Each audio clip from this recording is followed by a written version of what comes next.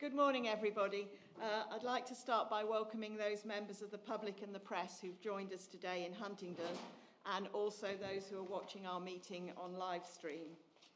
The Combined Authority allows filming and photography at its public meetings, so please feel free to take pictures and use social media during the meeting.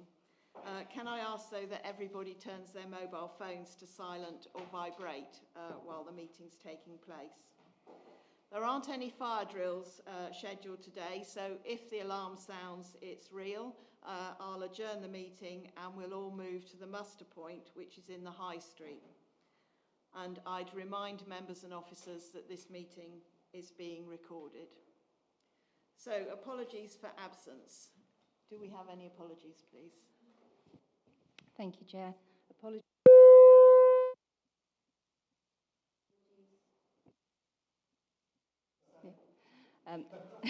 Start again. Thank you, Chair. Apologies received from Councillor Fitzgerald, substituted by Councillor Coles. Apologies received from Councillor Brown, substituted by Councillor Horgan. And apologies received from Councillor Davis and Councillor Niche.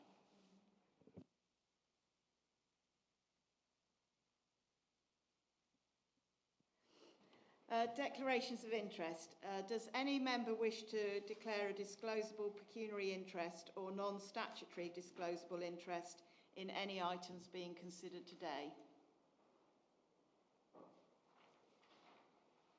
No? But as always, declarations of interest can be made at any point during the meeting. Do we have any public questions? Public questions received, Chair. So minutes from the previous meeting. Is the committee happy to approve the minutes from the 29th of January 2024 as an accurate record and to note the action log? Yeah, agreed. Excellent, thank you. Item 5, appointment of a skills rapporteur. We've had this on the agenda before, so I don't think we need to go through the paper. Are there any volunteers to join Councillor Griffin as skills rapporteur? No? Okay, well, it probably makes sense anyway, because, sorry.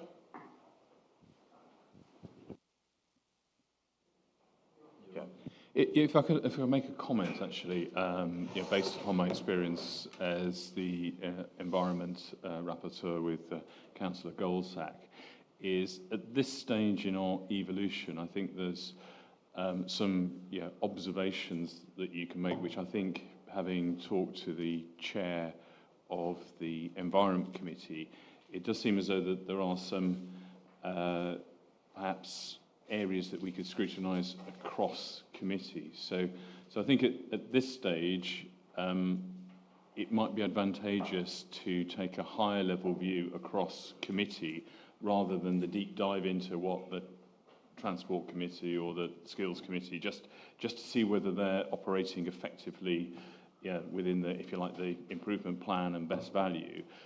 So whereas I wouldn't want to volunteer to be a full-time skills person, I would be willing to attend the odd skills committee just to see how it fits in with my experience in the Environment Committee, because we picked up when we discussed that there were some elements where there was potential that one committee wasn't looking at what the other committees. So, for example, the Environment could be doing something that is contrary, or Transport could be doing something contrary to the Environment and vice versa. And I think it would be helpful to just take that high-level view, just to make certain that the committees are as effective at working together in the same way. Sorry, it's a long-winded saying that I would be happy to cover, same as the skills for maybe one or two committees.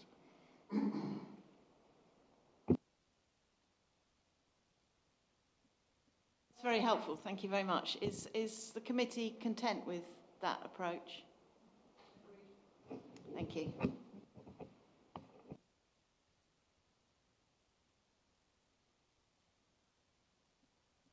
So now we move to the improvement framework report, and we should have Angela online, have we? Yeah. Good morning, Angela. Yes, good morning. Can you hear me? Yes, we can, thanks. If you'd like to introduce the report. Yeah, I will do. First of all, apologies for not being there. There was a major accident on the A1, so I needed to turn around and come back home. So apologies for that. My system has just loaded up. So yes. In terms of introducing this report, this report focuses on the move from phase 2 to phase 3 of the improvement activity, which is linked to the best value notice that was received in January 2024. The report and appendices set out the close down of activity from phase 2 on where there is a live activity, whether that needs to be contained in the new phase 3 plan, or indeed if it's not covered by the best value notice, for it to be contained in directorate business plans. It also sets out, as was referenced in the report in January, the revised terms of reference for the improvement board. And lastly, there is an element regarding the governance and decision making that my colleague Louisa Simpson will pick up.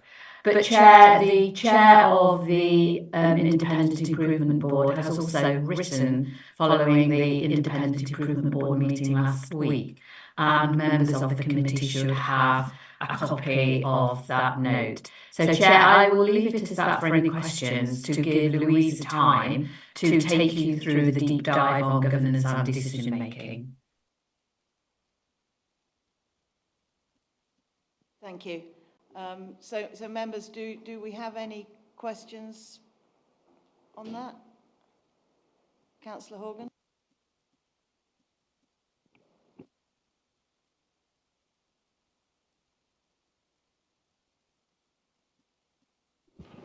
Is that working? Yes. Oh, good. Yes. The improvement framework.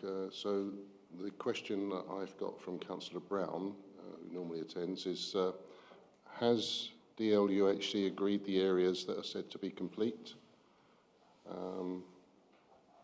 There are a couple of questions on this item. Shall I read them all out? Sure. So one, DLUHC agreed that the items that we believe are complete. On page 16, it says that the Independent Improvement Board will continue for 12 months, but on page 34, it says 6 months. So there appears to be a typing inconsistency there, which is correct. And on page 37, an output is the remuneration for ONS members, and I've been asked to ask, does legislation actually cover this as well? So for this item, that's the questions. Thank you. Angela, do you want to come back on those? Yes, in terms of the elements that have been completed and have DULUC and the Department for Levelling Up Housing and Communities agreed those, what we have done through the governance that has been put in place in the combined authority is use the improvement group to go through all the areas that were set out in the phase 2 plan, and you will see as an appendix to how those are ranked and rated with regards to what further activity is needed, if at all. We have discussed that with DULUC colleagues and indeed the IIB. They haven't, I can't say that they have specifically said they agree with what we've done, but no concerns have been raised on the approach. And the Chief Executive and myself have met with DULUC colleagues twice since the receipt of the new best value notice. And indeed we are meeting with them again on Thursday of this week following the CA board, and nothing in their suggested agenda identifies that there are any concerns with regards to the approach that we have taken. With regards to the question about the length of tenure for the Independent Improvement Group, they have determined at their meeting in January that they would be in place for a further 12 months. But the best value notice covers a period of 6 months. So for the first 6 months of this next phase of their involvement, they will sit and focus on as an independent improvement board. If the best value notice is lifted, the improvement group are very keen and able to stick around for a further 6 months, but their focus might not be on improvement, it might be more on transformation. So we will review it in 6 months with the Independent Improvement Board when we have received notice of whether the best value notice is to be lifted and determine what their role is. So in effect, it will be reviewed after 6 months, but they are committed, if we would wish them to be around for a 12-month period. With regards to the third question, apologies, but I didn't quite pick that up, whether it was my signal at home that was not good, but I wondered if you would mind repeating it.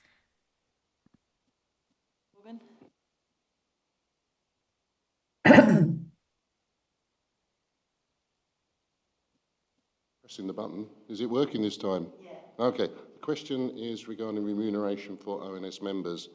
Councillor Brown was asking, well, actually saying he didn't think that legislation allowed for that, but if that's wrong, perhaps you could advise one or the other. Thank you. Yes, thank you. Chair, I'm going to have to take that away, and I'm happy to come back to committee with regards to what the legislation dictates and also how that might impact on the recommendation in the plan. I think Anne has an update on that. Thank you, Chair. Just to help Angela out, under the scrutiny protocol that was released by Government, remuneration for scrutiny members is detailed in that, and that's something that we'll be looking to implement going forward. So just for clarity, does that mean the legislation does allow remuneration? That's all. Is that a question for Anne, Chair? Anne answered it, yes, it does allow. Councillor Hassel.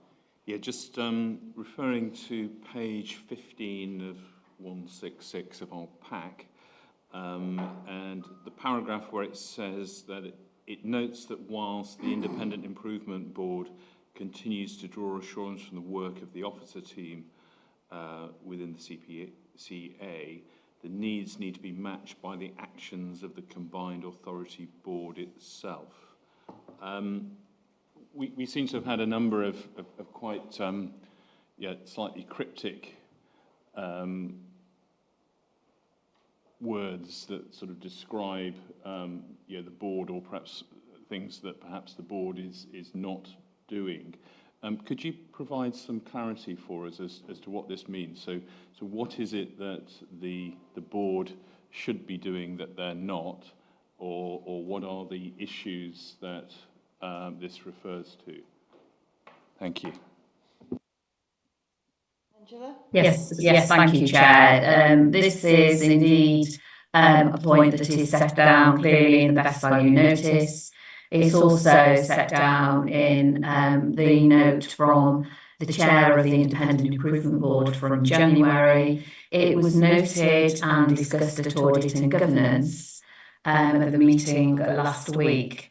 So this relates and refers to the strategic ambitions and priorities for the region, and the need for there to be a collective understanding and view that can be set down then, and for there to be clarity in any discussions that might take place in any national arena. And to do that, what it sets down and is reiterated by the Independent Improvement Board is that the CA board needs to work together to do that. and members of the board need to be collective in their thinking. There will obviously be differences, but in terms of the values and culture that the best value notice sets out is we need to focus on. It is about that joint endeavour by the CEA board to work collectively in terms of what it wishes to portray to both investors, to government, but also opportunities on a regional and national basis. So it's linked to that, and it is something that the Independent Improvement Board will with the support of the Local Government Association, work with the CA board on over the next few months.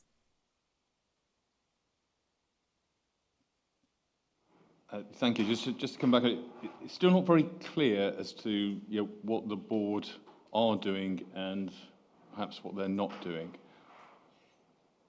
Clearly, there's a problem there, but it doesn't feel that you fully answered. We keep sort of rather cryptically dancing around the issue, and yeah. So where are we failing in this area?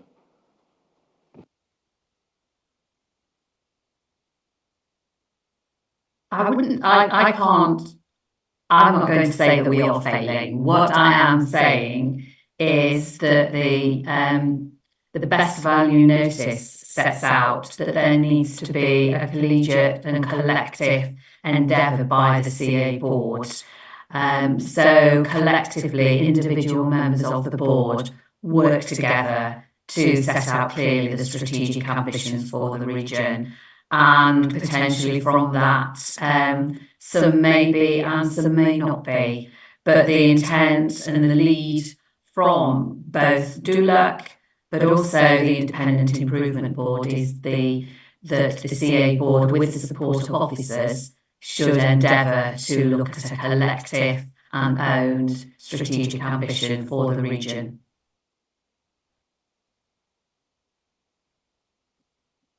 Councillor Van Veer.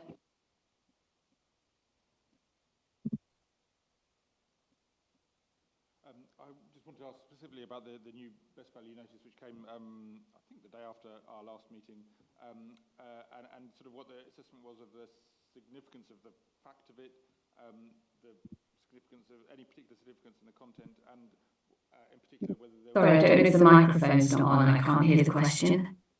Is that any better now? Yes, sort of. I don't know if it's my one. So I wanted to ask specifically about the best value notice that we received shortly after the last meeting, about the significance of receiving it at all, significance about the content of it, and anything that's sort of new in there, in new directions or new areas that we're being asked to focus on. Thank you. Angela, did you hear all of that? I think so. Let me start, Chair, and then if I need to be redirected, then please do. I think the question was relating to whether there was anything new in the best value notice that we weren't already aware of. The themes that have come in the best value notice, and you have a copy of it appended to the report, sets out clearly the progress that has been made, and that is good to hear. But it focuses on three very specific areas that aren't new, that have been known, and these are a continuum of the improvement journey, but these are the ones that the best value notice, and therefore government, is saying that the combined authority needs to focus on. The first is in relation to the strategic ambitions for the region, and this is where the link to partnerships and the role of the CA board is set out clearly. The second is in relation to culture, both for officers and for members, and obviously that links to the focus on the strategic ambition. And the third is in relation to embedding the changes and the progress that has been made. So in terms of continuous improvement, and that's where the link very much is to some of the activity that was already in train from the previous best value notice, and indeed the external auditor, And a lot of that activity, if it's not in the first two focus areas, it will be moved to Directorate Business Plans.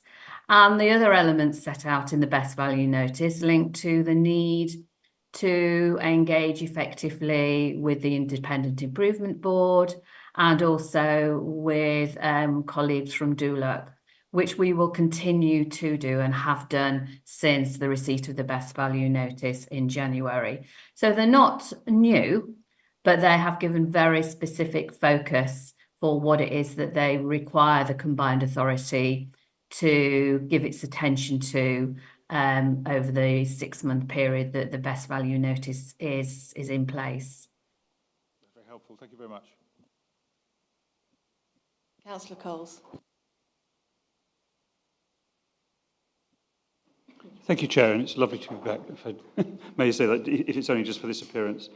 Angela, thank you very much for the report. I just wanted to check with you, looking at the plan and the terms of reference and the budget, that they're not currently settled, they're in draft form, and I appreciate we've had a chance to look at them. It's only 2 days to go, and I'm hoping that you've got the money decided about how much you might need. It is a bit lastminute.com. How confident are you that it's going to be agreed by the board and that you'll have sufficient funding to deliver?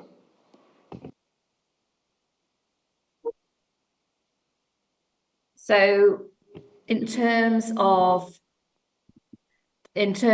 confidence to deliver, we are very clear with regards to the intent to deliver against the key areas that have been set out. We were confident in terms of the route and path we were on under the previous Best Value Notice, and I think there was a huge degree of disappointment that the Best Value Notice wasn't lifted. So all we can do is focus on the key areas of improvement that have been set out, to work with the corporate management team, to work with yourselves, Audit and Governance, the CA board, but also our partners, in focusing in on what it is that needs to change, and also evidence that change. DULUC are specifically interested in us sharing on a regular basis evidence of progress that we are making. And indeed, a DULUC colleague attended the Strategic Ambitions workshop a couple of weeks ago, because they very much want to feel so that in discussions that they have with the Minister, they are able to, at a first-hand basis, give evidence of the efforts that the Combined Authority is making in terms of the key areas of progress. And I would just reiterate again, we have made significant progress since October 2022 in a wide area of elements of improvement. I'm going to ask Rob Emery to pick up the question on, are we confident with regards to the budget, as he is our colleague who ensures that we have the right budget and arrangements in place. Thank you. Just to reassure members, the board paper for Wednesday, which takes the normal budget update, also includes a request for the funding to pay for the next phase, the phase 3. Obviously, the Combined Authority Board will make the final decision on Wednesday, but I think there is a shared understanding of the need to deliver at pace for that. And we've been very fortunate as a net lender in Treasury management terms that the additional cost of continuing this through phase 3 can be met from additional income from Treasury management loans. So there's actually no detrimental impact to the rest of the Combined Authority's budget in approving that if the board choose to do so. But I'm fairly confident they will.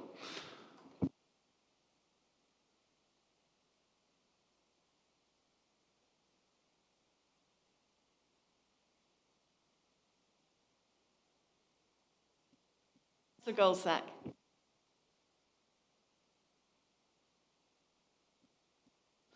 Thank you, Chair.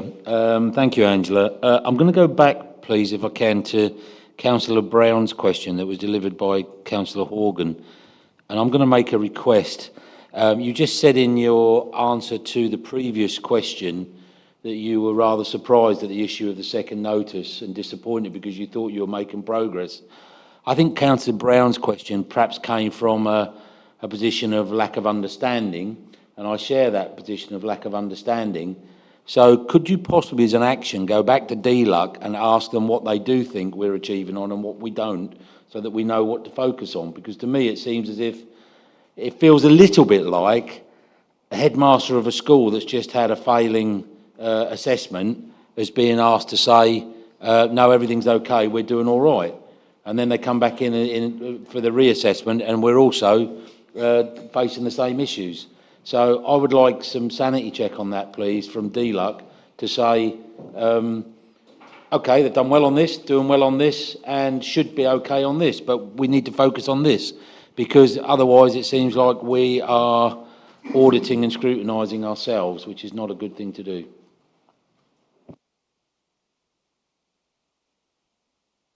Chair, could I make a comment with regard that might be helpful? On receipt of the best value notice in January and the obvious disappointment by the corporate management team, as I've shared, there have been conversations with DLUC, but it has been agreed as part of the agenda for the formal quarterly meetings with DLUC that they will give us, on an ongoing basis, if you like, a view with regards to if there are any areas that they do not feel we are making progress on. So there should not be any surprises at the end of the 6 months, because whilst in the phase 2 of the improvement plan, so that's prior to January of this year, the regular meetings with DLUC, if any areas were identified, then the authority addressed those and gave evidence to demonstrate progress. So that's why it was a surprise, as I set out. But it is now a formal item on the quarterly meetings with DLUC that they will formally share with us whether or not they believe that we are making progress against the key 3 areas that are set out in their best value notice. But I will note that, and we can on Thursday have that discussion with DLUC as a question that has come from yourselves as a committee. Thank you, Angela. If you can, please, it's about, to me, it feels like it's about transparency. DLUC are telling us something's wrong. You're telling us something's not. I would like to hear from the people that are pointing out there's something wrong, that maybe we're making the improvements we can. Fully respect the position, and I can see improvements. I'm not being blind, but it makes absolute common sense to me that the authority that are holding this to account actually tell us when we are or are not doing a good job.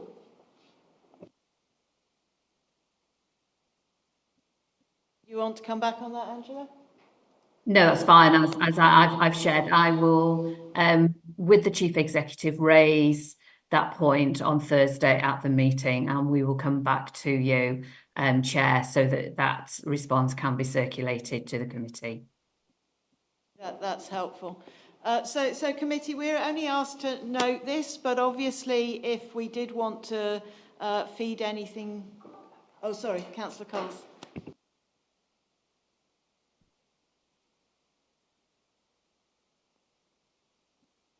Apologise, I'm having microphone problems. I hope you can hear me now. Sorry, there was a second question I had, which unfortunately my system crashed. I'm just a little bit concerned on the plan itself. At the very bottom, it talks about proactive communication, which is so important to prove that the Command Authority is actually delivering and that people see it. And the 3 points we have is that there's a member e-newsletter will be embedded by the 31st of July 2024. There'll be a new stakeholder e-newsletter by the end of June 2024, but I don't see anything there about communication to the public or more broadly about what the Command Authority is achieving. and we have a date of 31st of March 2025 for revamping the website. It seems to me we're concentrating very much on members and stakeholders, but I'm a little bit worried about how it might be perceived by the public when it's very hard to get hold of the data. So I was just wondering if you'd consider that was important, that the stakeholders and members first and the public later, or whether we should be more open and visible to the public through a variety of means. It also doesn't discuss social media channels and so on. I appreciate it's a high-level report, but if you might just comment on exposure to the public view. Thank you. Yes, thank you, Chair. That is a fair point that has been made, and we will go back and look at the plan in that respect.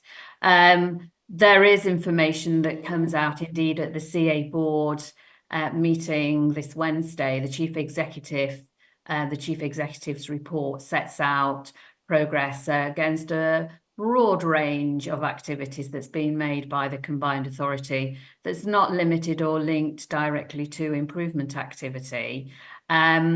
So there are sites on the website and also the intranet site, so that's the internal site, specifically on progress for improvement. But I will take that back so that we consider that with regards to ensuring that members of the public are made aware alongside the other key stakeholders on progress that is being made.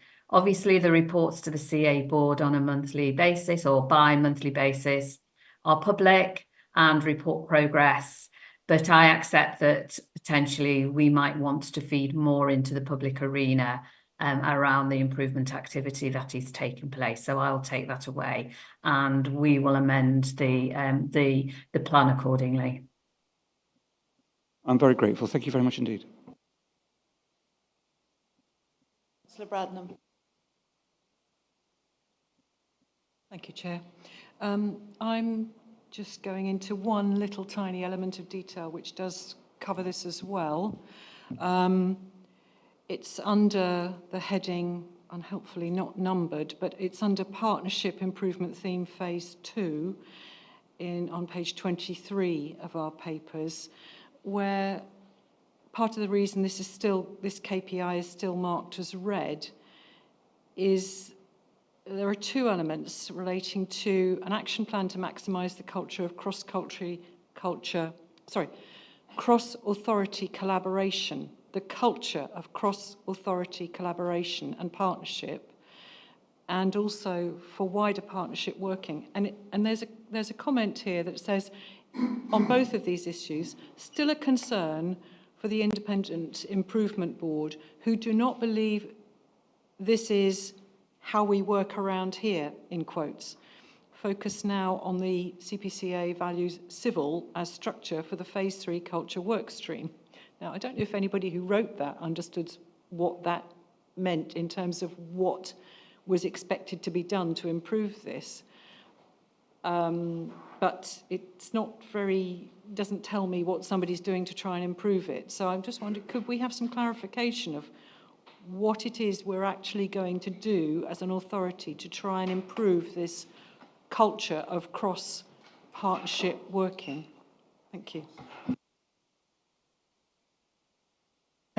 Chair, let me start, and Louisa Simpson is on the call to share with you elements of the deep dive of governance, but he's also has had a role in pulling together the report that is in front of you and indeed the plan.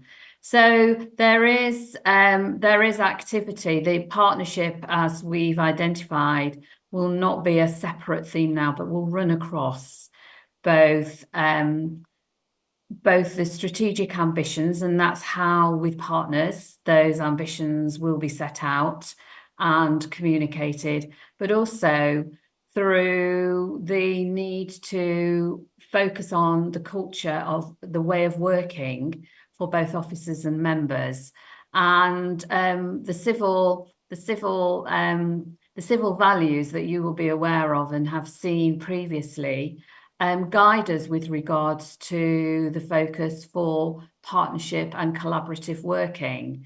So in terms of how we will do that, there are elements in the plan which will obviously in further detail will be set out in further detail as we go along with regards to how the strategic ambitions are developed through stakeholder working, through workshops that take place, but also the day-to-day working of the authority through various groups that now meet and are being embedded, such as finance directors, such as the governance and monitoring officers. There are a range of groups that are now in place that will aid the sort of the focus on partnership working. And Louisa, if you are there, I don't know if you would want to add anything to that. At this point, I don't, unfortunately, we're at that point where we've got a very high level plan in place and we're currently filling that in with the detail of how and the evidence of how of the impact of what we're doing.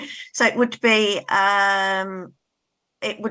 you know, difficult for me to comment in terms of the detail. I know Judith is in the meeting. I can't see her because the picture is very... Judith's happy to come in, so I'll ask Judith. I'm going to say Judith is workstream lead on behalf of CMT, and so she's got a direct hold on exactly what's happening within that workstream. So Judith, are you happy to take over? Absolutely. Good morning, everybody. And I know I haven't met a number of you before. I'm Judith Barker, and as it says here, I'm the new Executive Director of Place and Connectivity. And I started at the authority 2 months ago. And one of my early roles has been to pick up leadership of the culture work stream in this improvement plan phase 3. So picking up on the question from Councillor Bradnam, I think there's so one of the questions was about sort of how we work round here and what that really means. And how I'm seeing my role in terms of chairing this work stream is very much to take it in 2 different directions. One is to work very much with the staff at CPCA and embedding collaboration and partnership into what they do. So it absolutely is how we work. And it, you know, when you start doing a piece of work, you're immediately thinking of how you engage people internally and externally in the constituent authorities and beyond. So that becomes a really important part. And obviously, referred to civils, obviously civil, the C is collaboration.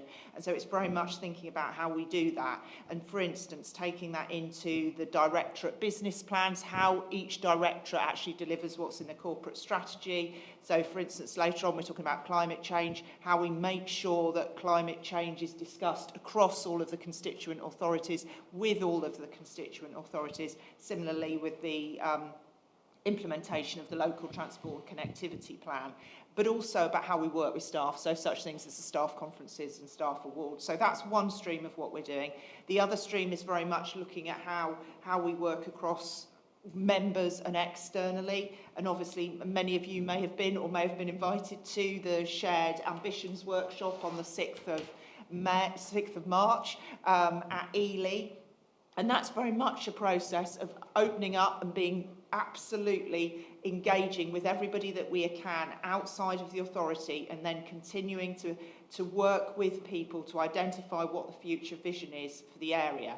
And obviously that's one example, but also, for instance, on Thursday, I'm chairing the Place Directors meeting, which is again, you know, my equivalents across all of the different authorities and working very collaboratively with them. Now, obviously we are on a journey. There is a lot of work that needs to be done, and you're not going to change culture and get everything right all of the time, but hopefully that gives you a bit of a flavour for what was meant by that wording and what we're trying to do. And I'm very happy to take any further questions on that and obviously provide further updates as the work gets more underway. Thank you. I see no other questions. So we're asked to note this report, but if anybody wants to feedback any specific comments, recommendations to the board, we can also do that. Does anyone have any, or are we happy just to note the report? Okay. Oh, Councillor Goldsack. Just as a point of process, really, very happy to note the report on the basis that actions have already been picked up by Angela that will go on in the background. Yeah, so it's not just about noting the report. There are, in the debate here, we have agreed on some actions that will be taken away by officers and reported back to us on. Yes, absolutely. Officers routinely report back either to the next meeting or by email. Yeah. Thank you very much. So item 7 is the corporate performance report with Jules is going to present that for us, please.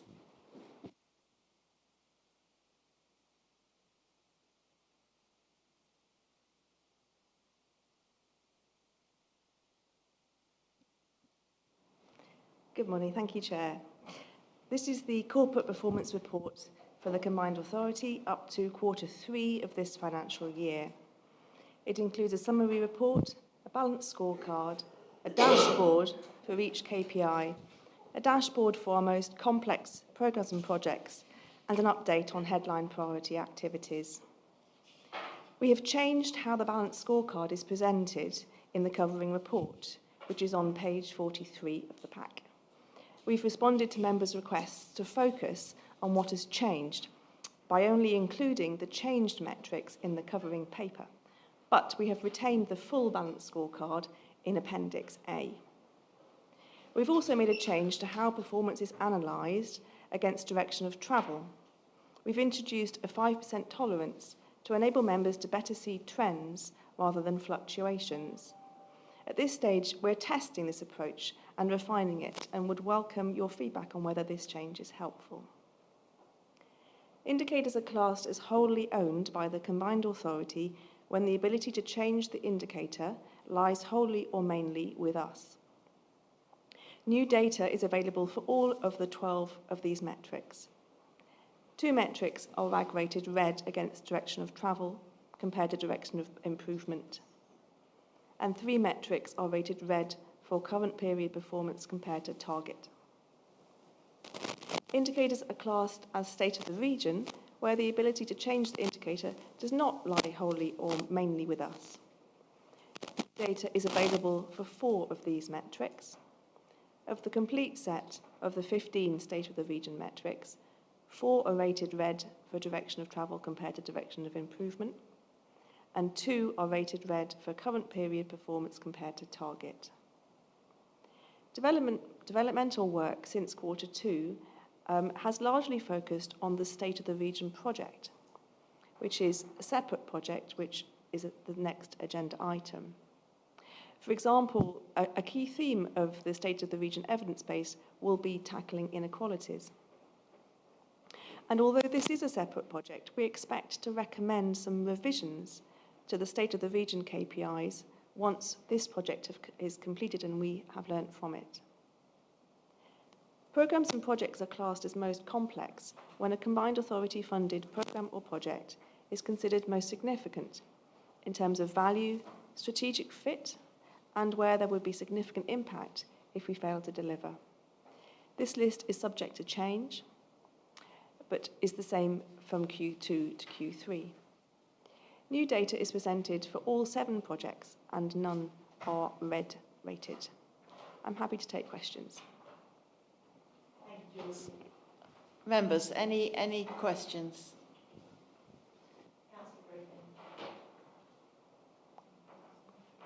Thank you for that. I had some questions about, in particular, metric 9, 19 plus further education and skills achievement. Sorry, thank you, page 60.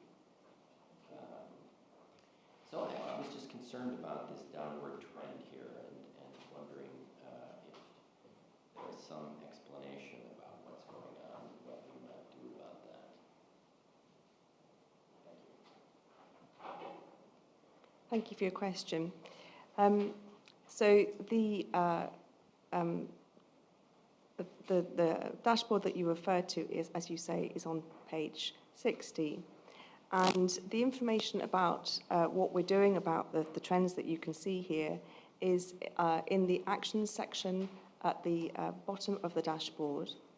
So I can also get further information for you, but what we can see today is that we're launching a new skills brokerage. We've just launched it, which is a one-stop shop for learners, who are looking for courses.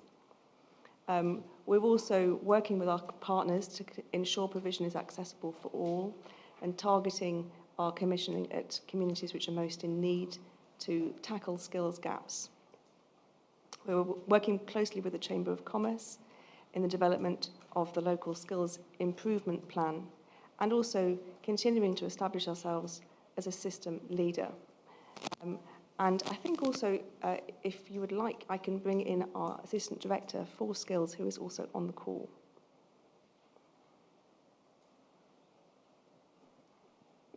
Hello, Jules. Thank you very much indeed. I hope you're hearing me in the room, so I'll continue on that basis. Yes, I mean, I think particularly picking up what Jules says about the link between skills and employment and inequality. I mean, we're looking at this a little later on in the session, I think, so I won't preempt that because I know you've had some papers and I can add some thoughts to that. But very much focused on two things: one around the obvious inequalities that exist within the region, but secondly, very much around picking up on Louisa's point about partnership. I mean, I'm in London with people today and tomorrow, not least Charlotte at the Chamber of Commerce, and we do a huge amount of work now together on looking at employment and skills. So if I may, it probably makes sense to save that until a little bit later on the agenda.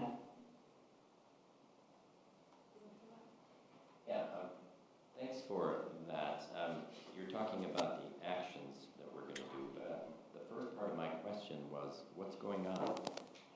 What can we explain this? Because it doesn't seem, it seems like a national trend here. So something deeper is going on. It would be nice to understand what that is. Could I just seek clarification, because it's very difficult to hear this end. I heard the bit about a national situation, but I didn't hear the bit about what that national situation was, because it's very difficult to hear.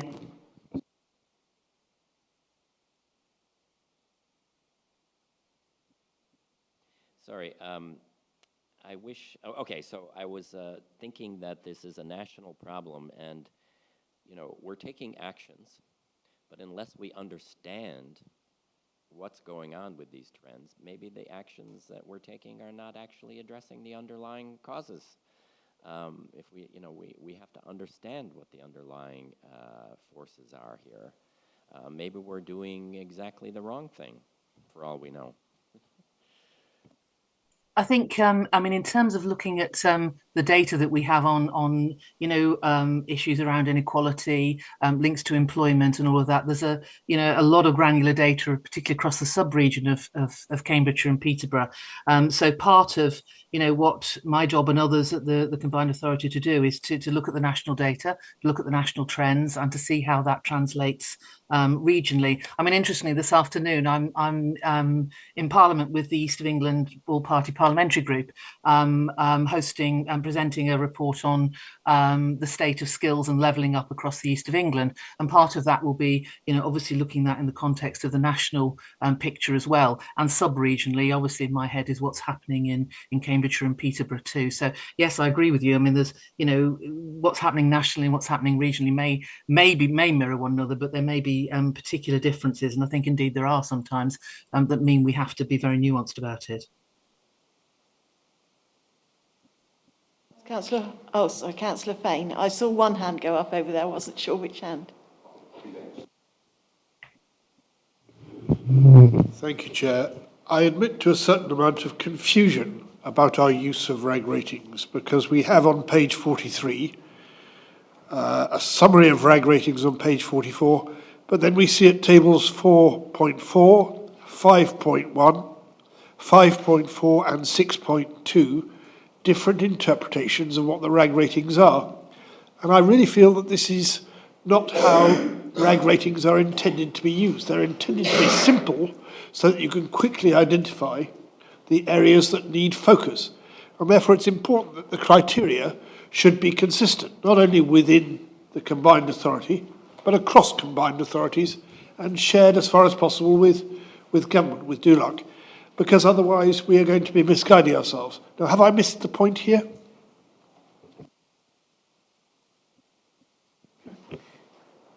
Thank you. I think that's a very valid point, that we do have 3 different systems which we are using to show different things in the report.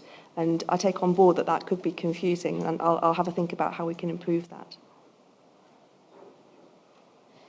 Councillor Horgan. Thank you. Hopefully this one should be a very simple one. On page 41, metric 18, there doesn't appear to be any parameters or really anything to actually say how the metric is going to operate. So again, Councillor Brown has put forward a suggestion, you know, should it say something as simple as that it's delivered on budget, or is there an actual specific target number that you're aiming for, or what?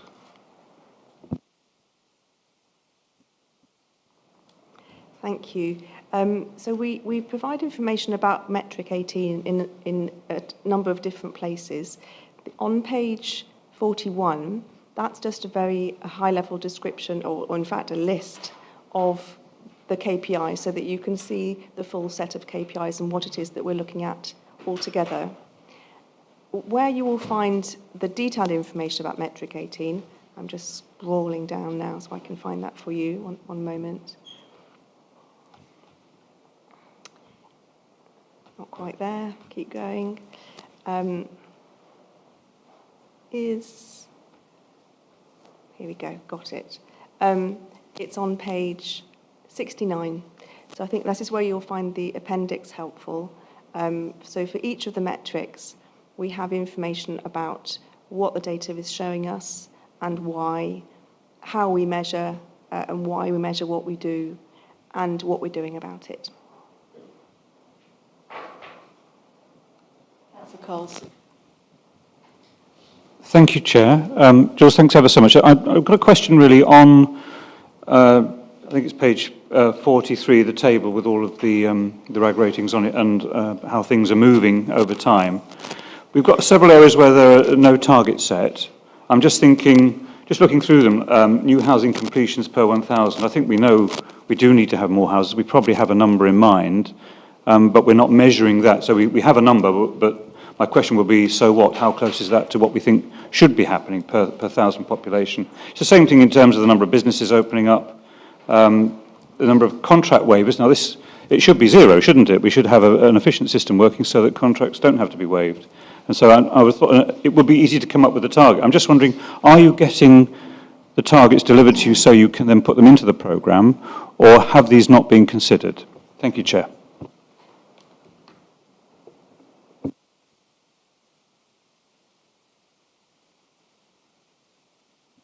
Sorry. As you say, targets have to be used carefully and selectively because it's not always the right thing to do to focus on a target and not the broader picture. How we've been working with each team is to discuss whether a target is appropriate and then having a process to agree a target at the right level if it is appropriate. So where we're at now, kind of nearly a year in, is we've had those conversations with most teams, and so I think largely what you're seeing is the outcome of whether a target is intended to be set.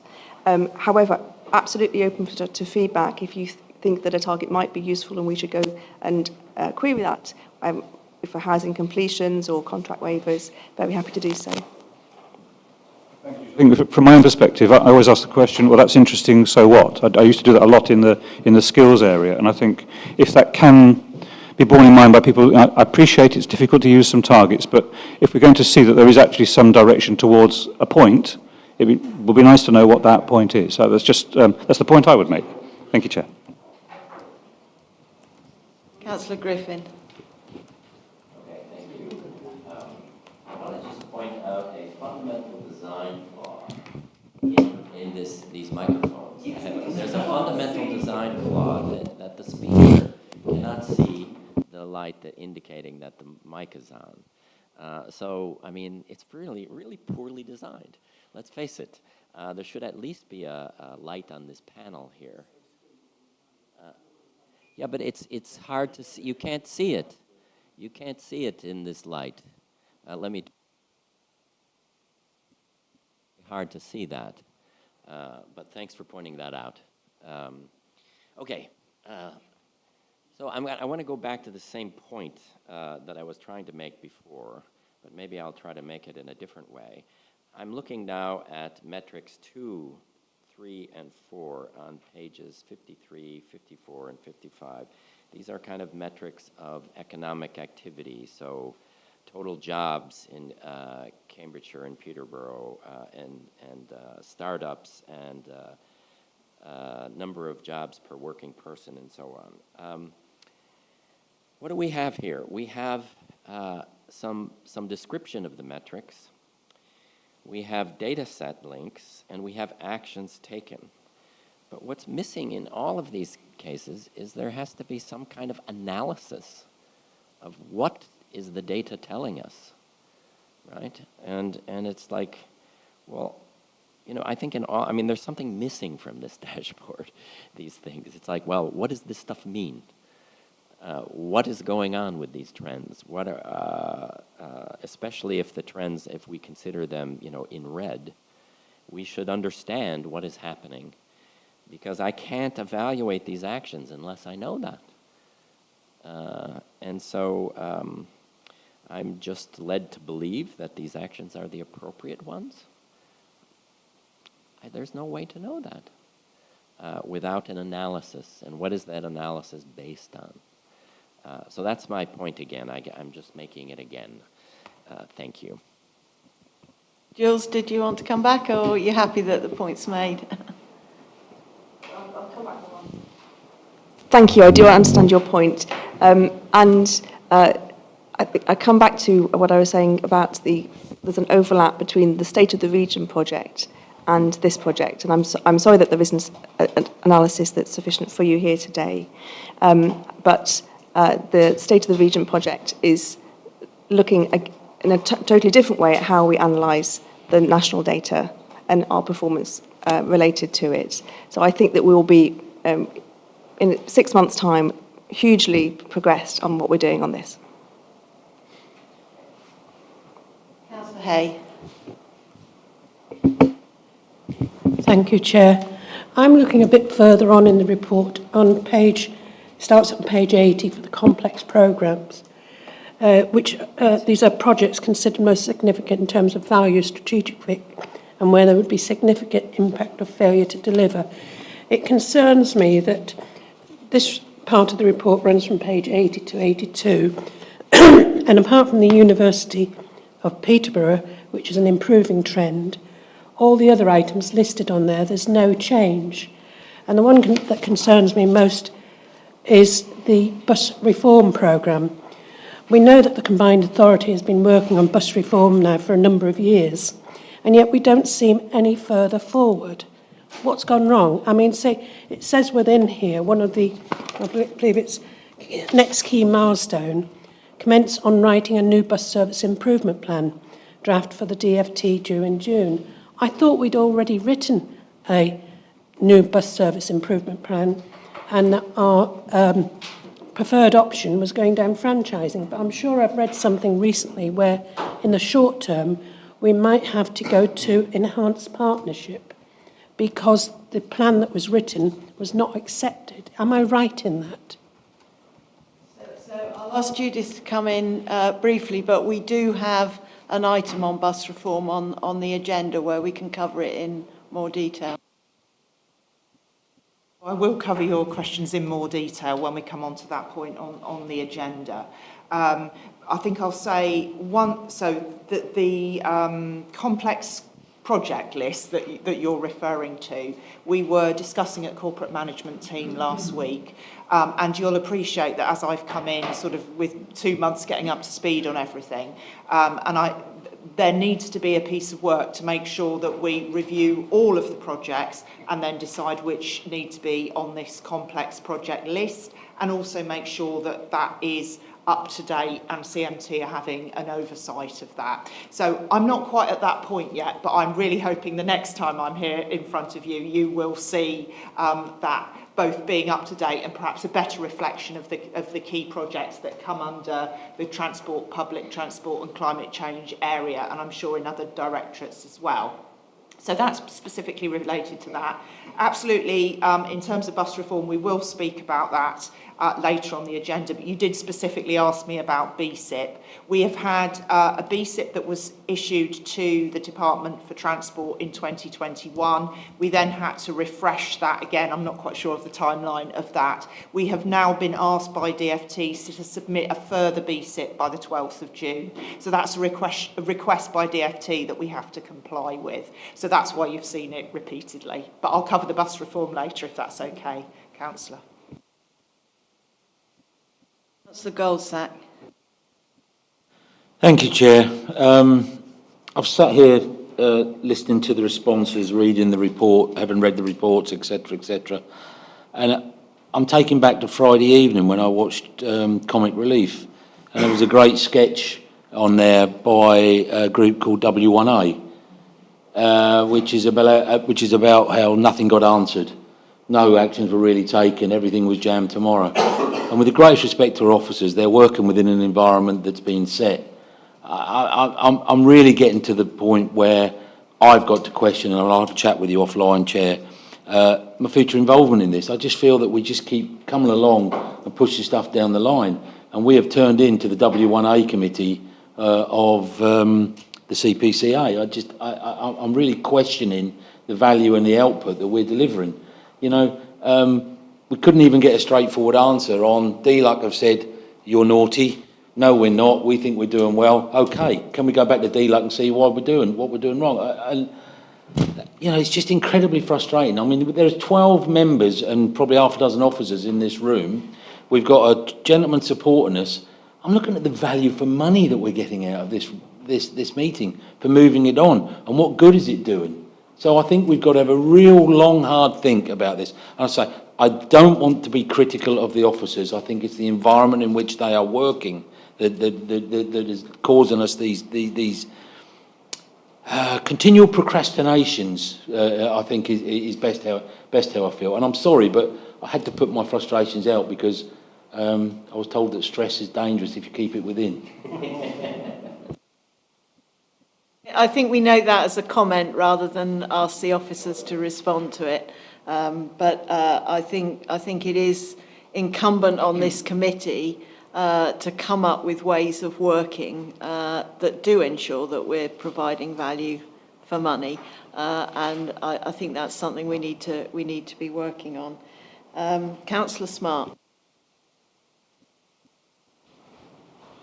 Thanks, Chair. So I just wanted to agree with Councillor Griffin, although I'm not quite sure if I thought exactly the same thing, but on the analysis he spoke of, what came to my mind was an executive summary.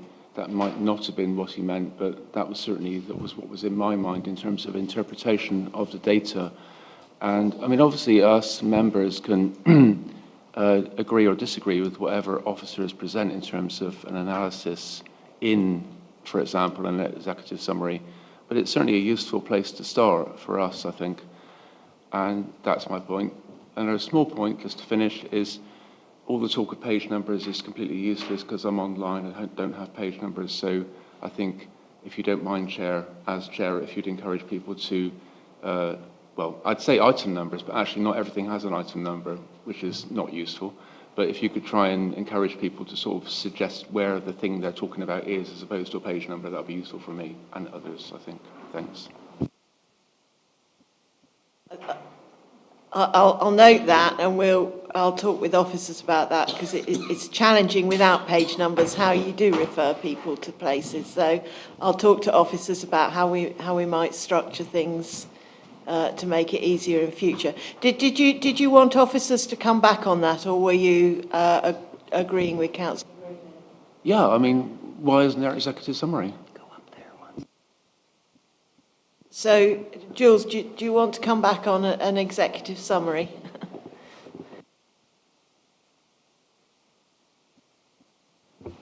Thank you for the suggestion of the executive summary. We're absolutely open to continually getting feedback about how we can present this information in the most helpful way. And so very happy to have a go at that for the next quarter report.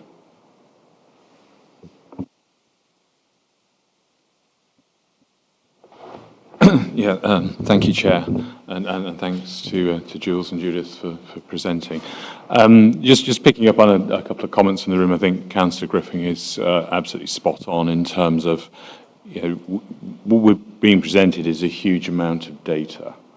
My expectation, if this committee is going to be effective, is I expect someone to come along to this committee and say, we are red in this area, this is what we're doing about it. And we can then scrutinise as whether we think that is sufficient or not. But presenting us with 20 or 30 pages of things where, as Councillor Griffin has illustrated, when he does identify something that is not sufficiently explained, that there is no answer. So we need information rather than data. I think we need management here who are in a position whereby they can actually comment on how they are doing, because therefore we can scrutinise them. I do disagree slightly with Councillor Goldsack, because I don't think this is necessarily a political issue. I think it's an actually officer-led issue, because it's about how we're structured. We're still in a situation where the board is 2 days time, so anything we say here is going to be very difficult for the board to digest. But I think some more officer-led, officer management-led leadership in this area to say, hey, look, these are all the metrics, and Jules, what you're doing is absolutely fantastic of being able to segregate all the various reds and ambers and things like that, so it makes it easier for officers to say, right, okay, this is where we're not performing well, but we need a clear explanation as to why we're not performing in these areas, what's being done about it, and then I think we can help. Again, I think that was useful comments rather than a question, yeah. Councillor Bradnam. Thank you, Chair. Firstly, I am looking at an Adobe Acrobat version of the agenda, and it does have page numbers on it in a strangely different location to where it was the last time I opened Adobe Acrobat, but it is there.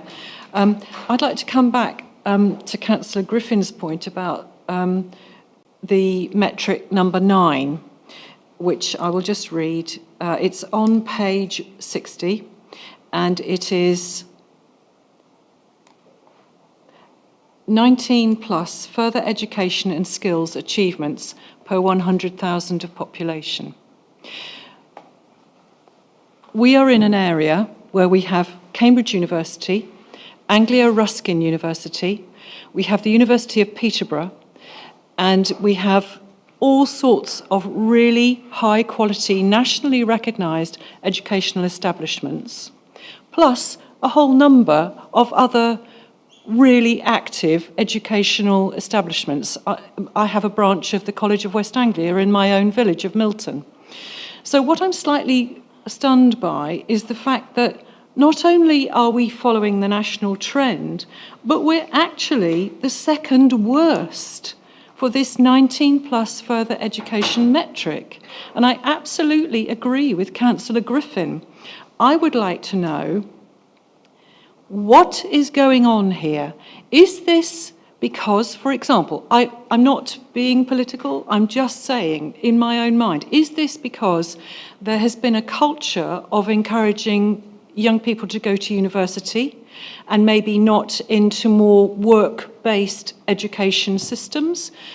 Is it because, and I know we're addressing this through dealing with, trying to encourage more apprenticeships, is it because since 2017, which I note just for interest is 2017 to 28 instead of 2017 to 2018. Why on earth should we, Cambridgeshire and Peterborough, be, as it says somewhere in here, the second lowest after the west of England, the second lowest after Somerset. I mean, what on earth is going on here? So is it because what we're doing with education after school is not suiting children? Is it because we don't have enough employment to encourage young people into apprenticeships and workshops?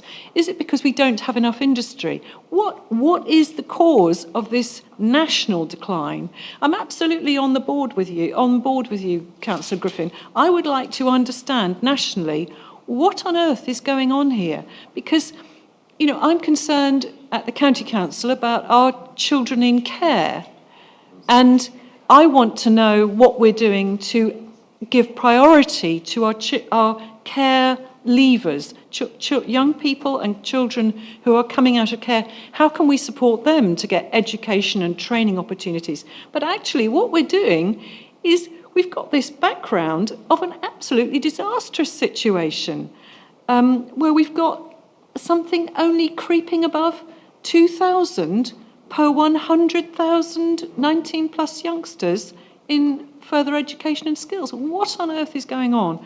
I would like us to be really looking at that. And as an overview and scrutiny committee, I think we should be asking for a future paper on this particular point with detail about what's happening nationally and with what's happening to us as a region. Please, can I ask for that?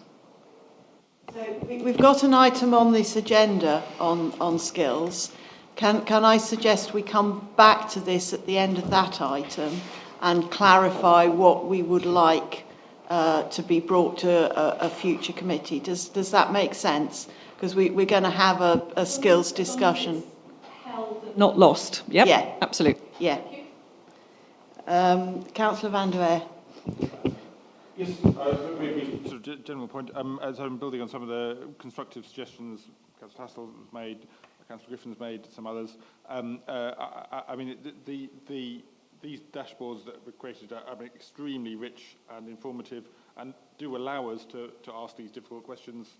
And Councillor Bradnam's a good example of those, and flag up what's the problem. I mean, one that I spotted was about a decline in nature-rich land, which I wasn't aware of. I thought we were sort of doing better at it. So it's really helpful to flag up these problems, and hopefully there's probably some ways we can improve it, improve the context and the understanding. But I think it's an excellent exercise. Thank you. Any other questions, Councillor Horgan? Thank you, Chair. Similar question for more information or some guidance, but on a different metric. Metric 24 on page 75. I'll just give a moment. And for those searching, it's about the cumulative number of homes retrofitted through schemes led by Greater South East Net Zero Hub, and this relates to homes which are either on or off the gas grid. And I know from bitter experience that some of these government schemes, such as HUG and LADS, how much fun they are to actually get them to work. So please, not being critical, but the actions listed at the bottom of the page, some of them are not actions anymore because they've been closed. But the question really is, how will these actions that are quoted help to actually improve performance going forward with the schemes as they remain? Do you want to cover that? I'm happy to come in on that one. After Wednesday, I will become the Senior Responsible Officer for the Greater South East Net Zero Hub.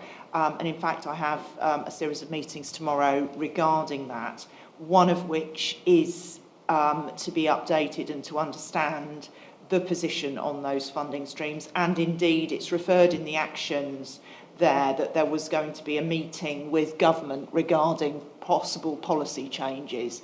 I understand those policy changes, despite us being told by civil servants they would be coming, they haven't actually been done. So that means we are broadly still running with the same very restrictive scheme, which, as you say, we can only help certain sizes of properties, certain types of properties that are also off-grid, so it is very restrictive. So I don't have any more information than that at this stage, but I will be rapidly getting up to speed on that over the coming weeks and can certainly bring an update to Metric 24 when I come before this committee again, or by written reply before that if the chair would prefer. Quite a while before our next meeting, so I think a written reply would be helpful. Does that cover it, Councillor Horgan? Councillor Bradnam. Sorry, thank you. The second item I wanted to raise was the key metric 14, killed or seriously injured casualties. And I appreciate the narrative, which points out that we don't have much control over this. But we know, don't we, all of us have residents who are concerned about speed in our villages. And I cannot help but think that's something to do with, I'm glad to see that we're working with the Vision Zero partnership. But what I'm concerned about is, you know, we know that a lot of residents would dearly like to have speed reduction in their villages and are indeed processing through that. But I want to understand what is the cause of this uptick between about 2020 and 2023.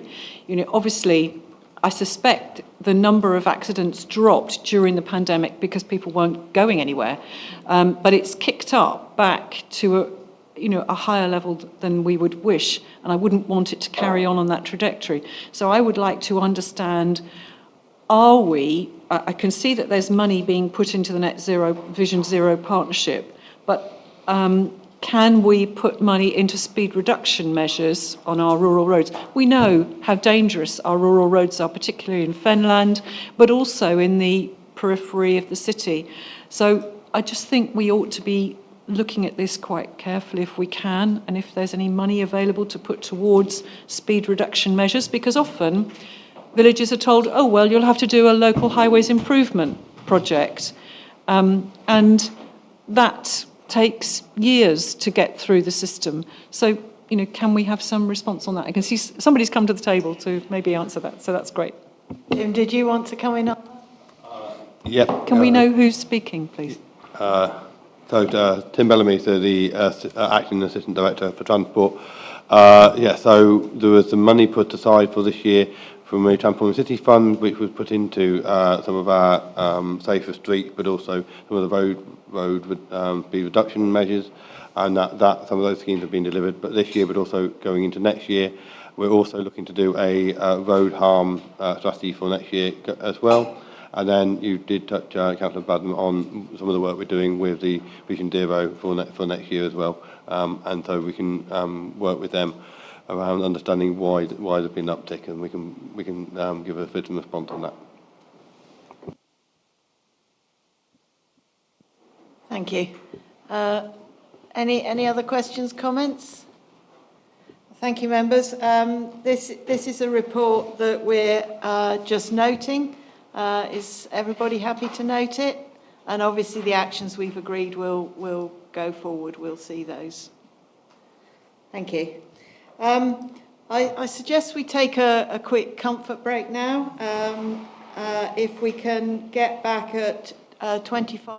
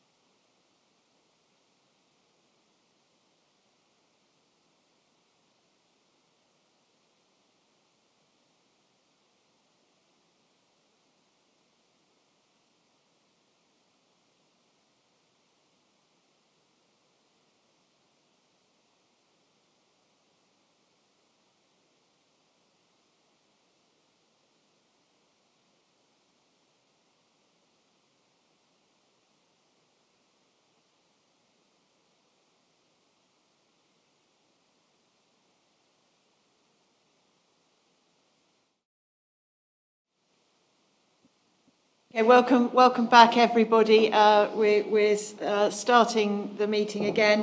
I'm going to change the agenda slightly because Councillor Nessinger has another meeting. So I'm going to take the performance review skills funded provision next, and I know there were quite a few people had issues with that.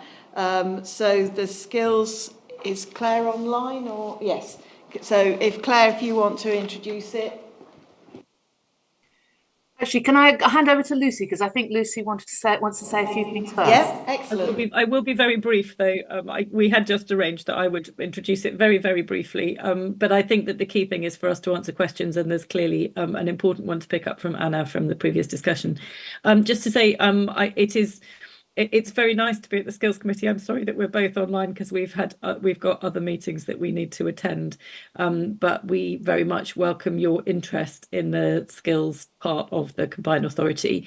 It's a part of the work of the Combined Authority that often gets a bit less scrutiny than some of the other areas, but it's also one where in many places we have been quite successful. And I'm very proud of the skills team and what they do. As with many other parts of the Combined Authority, there have been quite a lot of staffing changes over the last 6 months to a year. But I'm extremely grateful to Claire for the brilliant things that she's been doing in an interim role over the last couple of months. We've got some really excellent people in the team. But you'll need to be kind of slightly sympathetic about the fact that some of our members of staff are relatively new, but it is an exciting area. So I'll stop there, but we're happy to answer any questions that we can, and also get written answers to you if there are things that we don't know the answers to. Thank you. Claire, did you want to add anything? Well, I was going to pick up on the points that were made earlier, if it's helpful in terms of the participation figures and the national figure and whatever, just to give a little bit of context about the national figure and picture, and also what's happening here in the region. And I've pulled together this relatively quickly over a coffee in the Gap, so please forgive me if this is not completely covering it. But if you take the national picture first, I mean, the overall participation figures in further education, that's 19 plus, went in 2012-13, there were £3.3 million million learners across the country. And in 22-23, there were 1.8 million. There has been a really, really significant drop in the number of participation learners in FE right across the country. So what we would see, we would expect to see that certainly mirrored locally. Now, interestingly, if you look at, I'll just mention the region, the adult education budget figures that we've got in for 22-23 are bucking that trend. We went from 9.7 million learners in 21-22 to 11 million learners in 22-23. So that's it's only one swallow, but it's a good direction of travel for us. But going back to the national picture, because I think this is incredibly important because it colours the context of everything we do. It's not just learner participation, it's learner achievement. That has significantly gone through the floor, and an awful lot of work going on around the impact of COVID, mental health, long-term health issues, particularly on young people. I mean, you may have seen the Resolution Foundation report very recently, which was talking about the crisis in mental health in young people, and that's had an impact on learning. Employer engagement and investment in skills is low. Many employers still preferring to hire and not train, even though there is a tight labour market. And in our area, the high proportion of SMEs who can't necessarily invest in the training that large organisations can has an impact, particularly on lower level apprenticeships and the numbers that we get there. The provider landscape in terms of training providers, both our colleges and commercial training providers, there are fewer learners. The squeeze on public funding for FE is very well known. Energy costs, inflation, staff costs, teacher shortages, really tricky, and fewer learners for them. So that's quite hard. And just, I think, to mention the apprenticeship numbers, which is an interesting kind of picture on our area in terms of how brilliant we are, I think, as someone was saying, in terms of, so much of the education provision we have is absolutely world class and as we would want it to be. So in apprenticeships, we outperform the national figures when it comes to higher level apprenticeships, but we underperform when it comes to lower level apprenticeships, where there is, which we would think be more for young people who are from less advantaged backgrounds. And, again, one of the reasons for that is, a lot of the jobs that you'll be looking for are in SMEs, and there is not a culture of apprenticeships across the SME community. One final thing just to add about the region, and it's comes out in the pack I sent round about the external evaluation of the adult education budget. One of the things the external evaluators really picked up on as very, very well done by us is our focus of using our flexibilities of devolution towards those who are less advantaged. So if I look at the adult education budget, we're almost on 50% in terms of targeting that at people who come from less advantaged backgrounds.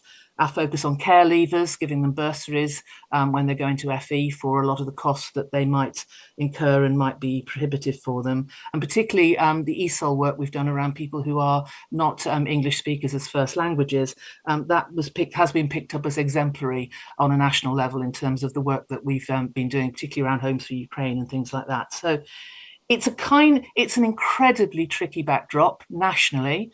It's got its nuances regionally. But I do think that, particularly the adult education budget, seeing its focus and its numbers coming up is a really, really good sign. The next stage, and this is very much what the team is working on, it's absolutely what I want us to get to, is to get beyond the numbers and the achievements and to get into the outcomes. So we're doing a piece of work piloting in the community learning space at the moment, which will look at outcomes-based performance. And so we can really talk about, to someone's point earlier, what are your metrics and how are you achieving them? And that umbilical link that needs to go through from strategy, commissioning, the outputs in terms of what the providers are delivering, and then what the outcome is for the learner and the communities and the economy. So that's work in progress. As Lucy said, I've kind of been here not very long, so we're kicking that off. But it is a really, really complicated picture in terms of participation, advantage, disadvantage, and what that means comes together in a crucible in our area, the kind of two extremes of that. Charlotte, do you want me to pick up the question that Anna asked on the metrics? Well, should we just let Anna come back and then, yes. Thank you, Chair. Actually, I have a further question, which is about a slightly different thing. So if Lucy wants to come back on the metrics, that would be good. Thank you. And I'll come back later. Okay, thanks, Lucy. So just on metric 9 that I was looking at while you were discussing it, I think the thing to be really clear about in that metric is that it only applies to further education learners and not to higher education learners. So none of the university students are counted in that metric. It's only learners who are over 19 and still getting further education type qualifications. So it's quite a small group of people who are in learning who are being classified in that category. I think it's also worth kind of thinking about how our population compares with the other populations in the M10. And their access to learning and to employment. So for many people over 19 in our area, they will either be going off to higher education, in which case they won't count in those statistics, or they'll be going into employment because we're quite a high employment area. And then they also won't be getting as much support into future skills. Although I have to say, it is one of the things we need to be doing more of is making sure that people who are in employment are continuing to learn. Whereas some of the other M10 places, employment is slightly less high than it is in our area. The people that we do have in our area who don't have brilliant skills at the age of 18, so have come into that 19 plus category, quite a lot of them are in places where they're quite hard to reach, and that is an issue that we have in Cambridgeshire. we definitely need to be doing more to get those people into further skills and apprenticeships and all sorts of other things. But it is sometimes more difficult to do that in a rural area than in some of the big cities where it's more normal. So I hope that slightly picks up the points that Anna was making on metric 9. Other people may have other things to add. Councillor Bradnam. In fact, Councillor Nestinger has touched on my second point, which was, you know, I was wondering to what degree, and do we have any analysis of whether the fact that we do not have a great rural bus service or great rural connectivity, to what degree that's impacting on youngsters being able to continue with education. We know, do we not, that in some areas young people are making choices about their future education on the basis of where they can get to rather than the course they'd really like to do. So it's interesting that you also raised that point, and so it comes in under public transport as well, so I'm sure we'll come to that under the bus reform as well, but I don't know if anybody wants to comment on that as well. Do you want? I'm happy to say that I think it is an issue. I think that for the adult education budget, which is what the combined authority is most particularly responsible for. I mean, it has and various other things. It certainly is an issue, and it's one of the reasons why Cambridgeshire Skills, for example, I think are making a big effort to get out into a wider range of places. To make sure that they are making it easy for people to access those future courses in that place, in their own place, and for us to go to them. And I think that it is an important factor that prevents people from getting further skills.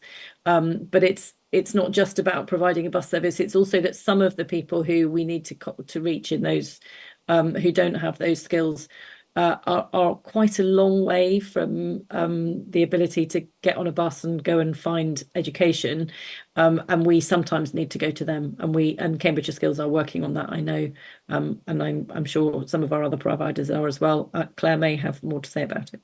Yeah, it was just to add to that, and in a way it's a nod back to what we were talking about earlier about partnership and how we come together across the CPCA. I mean, Judith and I have already kind of got together and know that actually the skills aspect of transport, the skills aspect of environment, of green skills, this is actually all different lenses on the same thing. So, for example, at the moment, there's a piece of work that we've commissioned that some of you may be aware with Grant Thornton, looking at FE cold spots. And, you know, one of the interesting things here is, you know, when you're coming to, you know, more housing, you're coming to more demand, is the answer to build more, is the answer to move people around more? How easy is that? How not? So that's one of the key considerations. So people like Judith and others and perspectives on the transport side of FE and what that means is very much part of that as to, you know, what potentially the solution might or might not be. So this is very, very much on the agenda in terms of, you know, how we work together now across the CPCA to bring all these different perspectives together.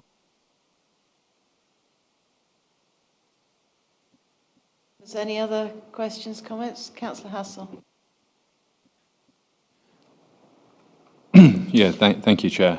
I think you can hear me. I was just looking at the budget aspects, yeah, and I noticed that generally we get about 12 million per year in terms of funding, and I noticed that I am in the presentations, but I think it was section 4.2, which I was looking at. Around the financial implications. So I just wondered whether there was it talks about risk of underspend. So I was just wondering how much of the annual budget, because I noticed that we don't have any figures yet for 2022-23, as to whether we've come close to spending our budget, because I think it's been an improvement year on year, which is really good news. But also this risk of underspending and whether that was something that was real or whether we think that training providers will recruit their learner target numbers. So my understanding is if we don't recruit enough learners, then we have to return the grant. So in summary, I was just asking where we stood on the budget front, really.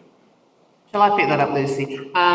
The figures for 22-23 are really good well, I'd like them to be better, but they're better than the year before for adult education. It's now 11.7, up from 11.2. So the direction of travel again in terms of the numbers of learners and the spend. In terms of whether we lose it or whether it rolls over to the next year, depends on the funding stream. So the flat settlement of 12 million at the adult education budget, and it's been flat since 2017, which is a big issue, and it is due to be reviewed in conversations with the DFE in April, which we will be quite vigorous about putting our case for why this needs to increase, given we are by far the lowest combined authority in the country. So the adult education budget rolls over. Other funding streams don't, so it depends on that. But this notion of getting money out of the door sounds reductionist, but it's very important. It's as important to make sure that we get that money out of the door in the way that is adding value out there to individuals, to communities and to the economy. So one of the big pieces of work that we're undertaking now is to absolutely look at strategic commissioning across sector pathways. So, for example, particularly in construction and in life sciences, an awful lot of work going on in there is how we come together as a region with employers, with learning providers, with us, with the funders, with the learners, to make sure that we strategically commission. So growing our numbers is one thing, growing them in a way that actually adds real value and impact is the second. And the interesting thing, I think, from the external evaluation that I picked up, being frank about my view when I looked at it, was that there was an awful lot of good in there, and we're definitely doing things better as a result of devolution. But even better means that we are linking what we do to real strategic priorities and to need. And that's, I think, the next phase of our development, is to get better at that part of absolutely analysing impact. And again, back to the KPIs thing, understanding what our KPIs are and what we want to see move out there in the real world is critical. So it's work in progress.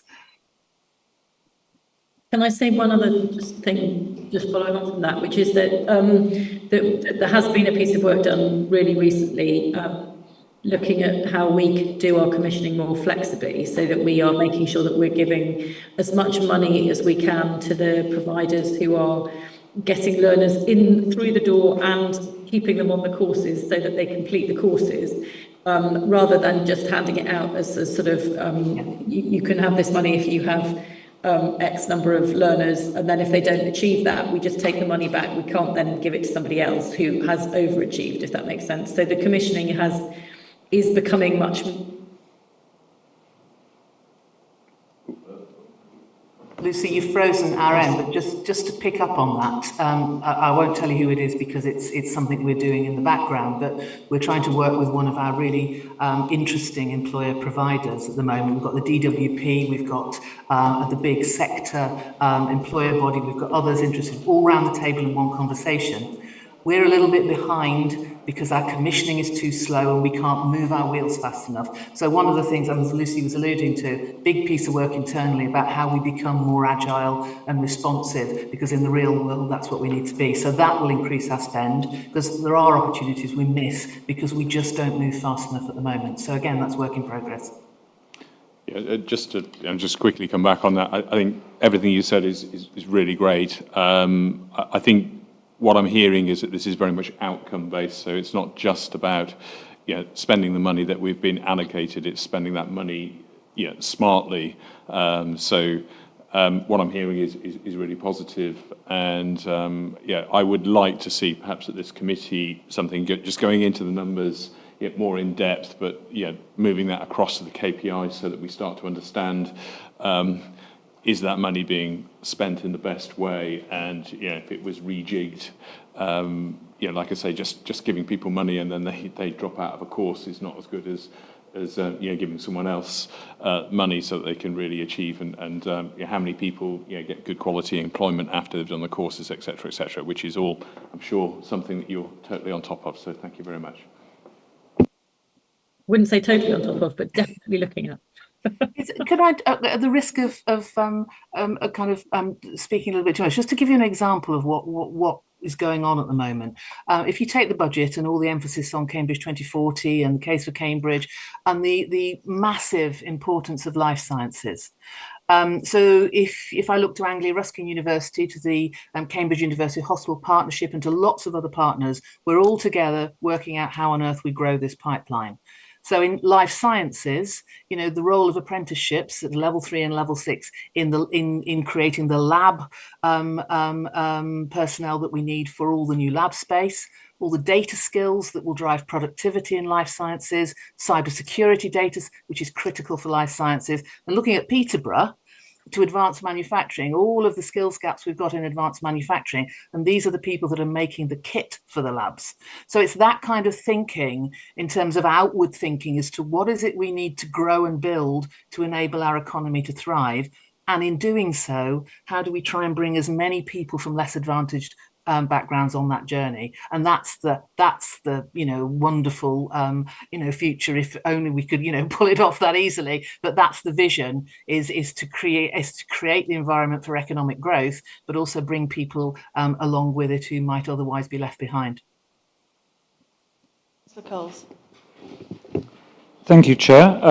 Thank you very much for the presentation. It's lovely to see a skills paper again and to actually have some time to digest it. I'm really concentrating on pages 114, 115, which is the economically inactive data, and it's great to see we're low at 17%, and that the vast majority, 34% of our community are students, so of course that's taken up, but we're still talking here about 64% of the population who are not in employment, either because they're long-term sick or short-term sick, if they've got caring responsibilities, if they're retired, and then you've got that 11% at other.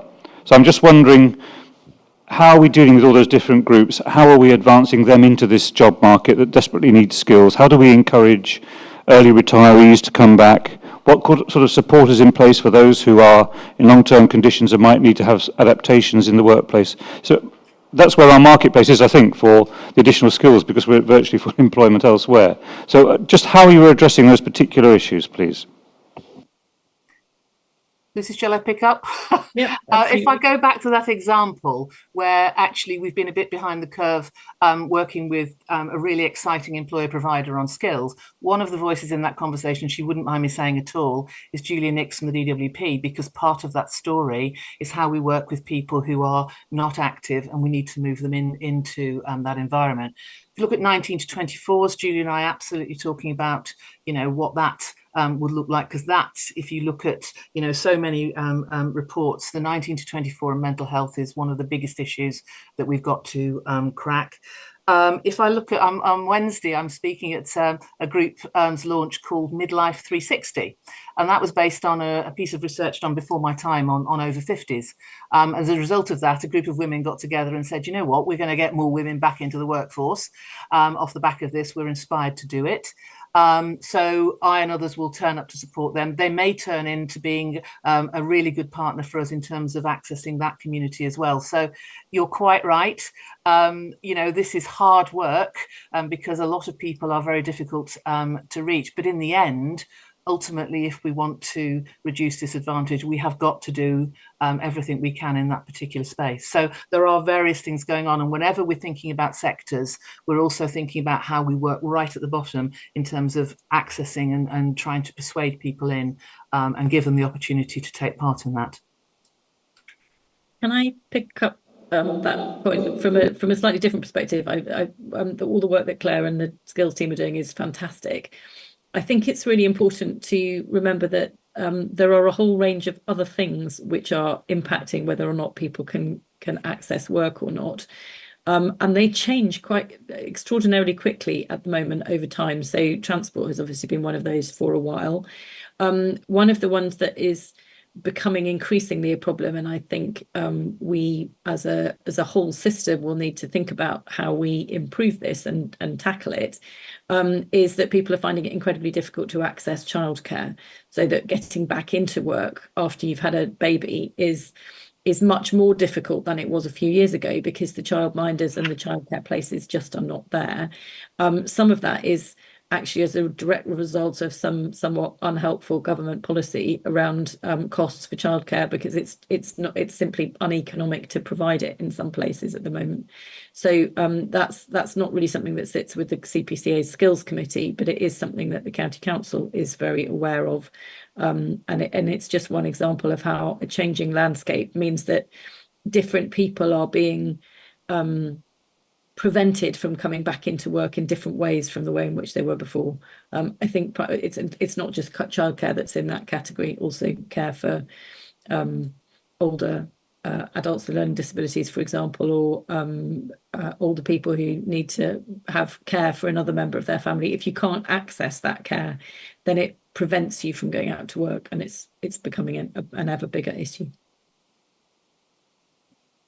Thank you. For me, it's the other category and what that means. It'd be nice to know, are you there talking about the 19 plus who are not in education and not in employment, or are there other factors at play there? It seems it's a bold statement that 10% of all of those that are inactive are other. I think they're the people we don't know why, probably. But I mean, anyway, we can try and work out where that comes from. Some of this data comes from government source. Councillor Goldset. Thank you. Thank you very much. Good morning, ladies. My question pertains to page 113, the priority sectors information laid out there. I'm just very intrigued to see that the life sciences and agri-tech numbers have gone down in the more rural areas and gone up in the more non-rural areas. So Cambridge and South Cambs have increased in those areas, whereas now I'm wondering do we have any further information on this that would indicate whether that's migration, as in companies have moved from A to B and therefore that workforce has changed as a result? But I think that's a really interesting demographic area that affects different areas. Also, if we concentrate on agri-tech, I mean, my knowledge of agri-tech is that probably includes everything from a farm labourer to somebody who's cultivating the next type of plant for medical science. That's all comes in under agri-tech. So I can understand there'd be some differences in that. But I'm just interested in the first part, really, is how much of a part of those changes. I mean, I'm looking at life sciences have gone down minus 29% in East Cambridgeshire.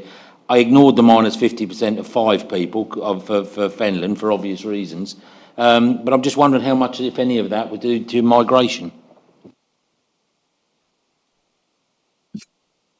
Lucy, do you want to go? Do you want me to go? I think the short answer is I don't know. We can try and find out. I mean, one thing that might affect it, but I am making this up now, I'm really interested to find out, because the work we're doing on life sciences, so thank you for flagging that, is there is a high propensity of very small companies, startups, and I wonder whether that's quite a volatile situation. I don't know, but there's one for us to take away. I think it is an interesting dynamic.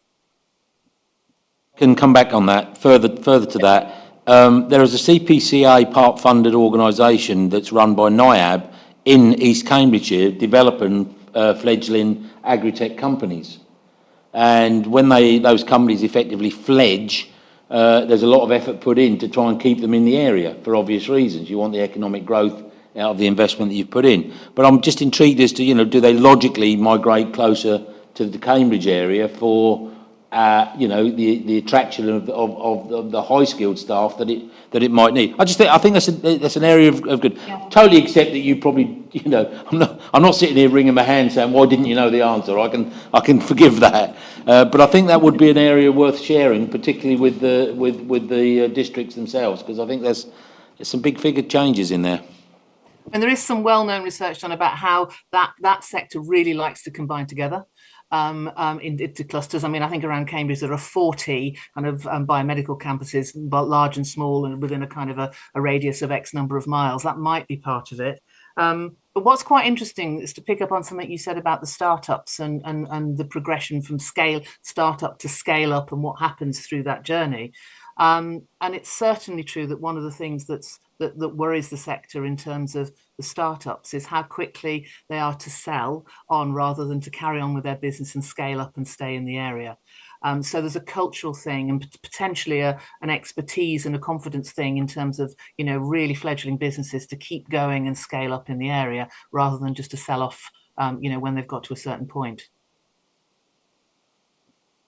I'm sure there's plenty more discussion, but we do need to move on.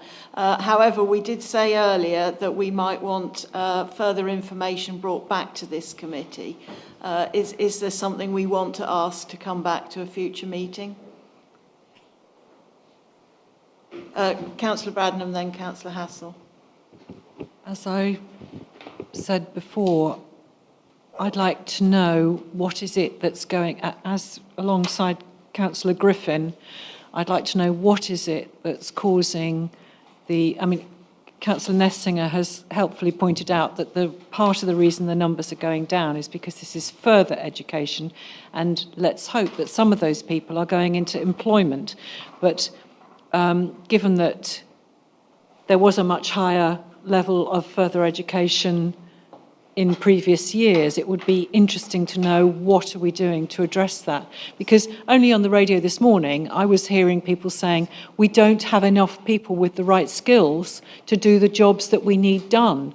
So this is people, you know, going into aeronautical engineering, all sorts of engineering jobs, and they don't have, young people don't have the right skills. So clearly there's a case for improving the qualifications of young people. So I'd just like a bit more detail of what's happening nationally and what's happening for us as well as Cambridgeshire and Peterborough.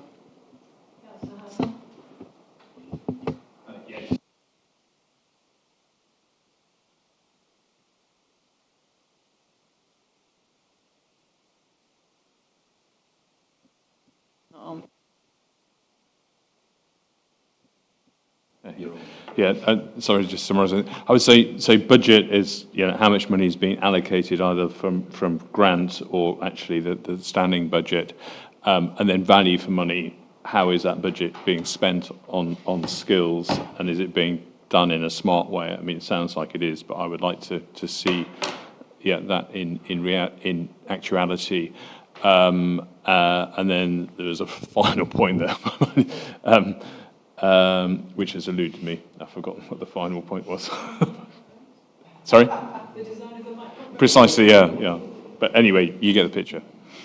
So I think it's clear that this committee would like a further report that gives us more analysis of what's behind the trends, both locally and nationally, and a clarity about how we're using the budget and making sure that we're getting good outcomes from it. Yeah? Councillor Can I just ask, Charlotte, do you want us to do that as a written briefing, just responding on those points, or do you want us to come back to a future meeting?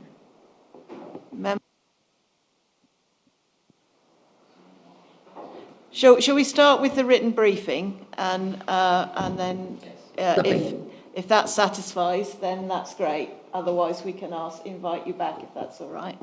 Councillor Bradley, did you want to add something? Thank you. It's a sort of tangential issue, which is the purpose of this overview and scrutiny committee is to ask for additions or changes or amendments or additional information on papers that will go to the board so that they may be making decisions on a better honed set of documents. But there's only 2 days between now and then, and clearly that isn't enough. So it's the issue about how can we arrange these meetings such that we can make a purposeful intervention into the papers in such a way that we actually improve what's going to the board. Well, I think fortunately on this, I think the board reviews those things quite regularly, so hopefully we can add value over time. But yeah, it's an issue. So we're asked to note this report. We've got various actions, information to follow. Are we happy to note this report? Yeah, thank you. Ourselves with apologies. Thank you very much, Claire and Judy. Bye. Now we go back on ourselves to the state of the region. Sorry, Jules, I know we're clashing with other meetings. So I'm hoping with this one, just before Jules starts, what I'm suggesting is that we have a full member briefing on this in April, because it's very much a work in progress at the moment, and that we have a real good chance to get our teeth into what I think is going to be a very important piece of work. So, Jules. Thank you, Chair. I'm pleased to present an update on the development of the State of the Region 2024 project. A clear need for a robust State of the Region evidence base to underpin our decision-making was identified in the 2022 Improvement Programme and included in the 2023-25 Corporate Strategy as a key deliverable. It will enable us and our partners to better understand the current and potential future economic, socio-economic and environmental state of our region. It will inform the development of a long-term ambition for Cambridgeshire and Peterborough as a place, our positioning with government, and deepening devolution and inward investment proposals. And it will give a clear sense of areas we need to prioritise, underpinning a call to action for coordinated policy and strategy development across the system. We are very grateful for work that is taking place on this project across the partnership. The review is being co-designed and co-produced with a broad partnership of stakeholders from local government, higher education, health, and the voluntary and community sectors. Working groups are meeting regularly and give valuable advice and challenge. Members and Combined Authority Chief Executives have given helpful feedback to a progress update report. To date, 4 of the 8 work streams are complete: a policy and strategy review, literature and best practice review, data framework, and progress update report. Data collection and analysis, digital assets, promotion and communication are in progress. Considerable further engagement with members and officers is planned after Easter, including, as the Chair mentioned, a workshop with this committee members here. And we aim to present the State of the Region 2024 report and associated digital assets to Overview and Scrutiny Committee and Combined Authority Board in July, and to update the review annually. I'm very happy to take questions. So members, I think, I'm hoping that this report will give us quite a lot of what we ask for at various meetings, more background, more context. And as I say, there's going to be a full briefing in April. So are there any specific questions on progress to date, rather than detailed questions on the report itself, which I think it will be better to do when we've got everything in front of us? Councillor Bradnam. Could we request, as others have mentioned, that it would be extremely useful to have, maybe for each of these elements or however people wish to do it, but to have an executive summary so that we have the background of the data, but we understand what it means, please. Thank you. That's been taken on board. Any other questions or comments? Well, thank you very much, Jules, and we look forward to the briefing in April when there's more information available. Thank you very much. Thank you.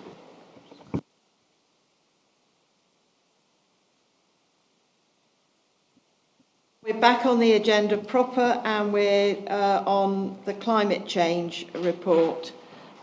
Judith, you're going to take us through that? Oh, sorry, Adrian's going to take us through that.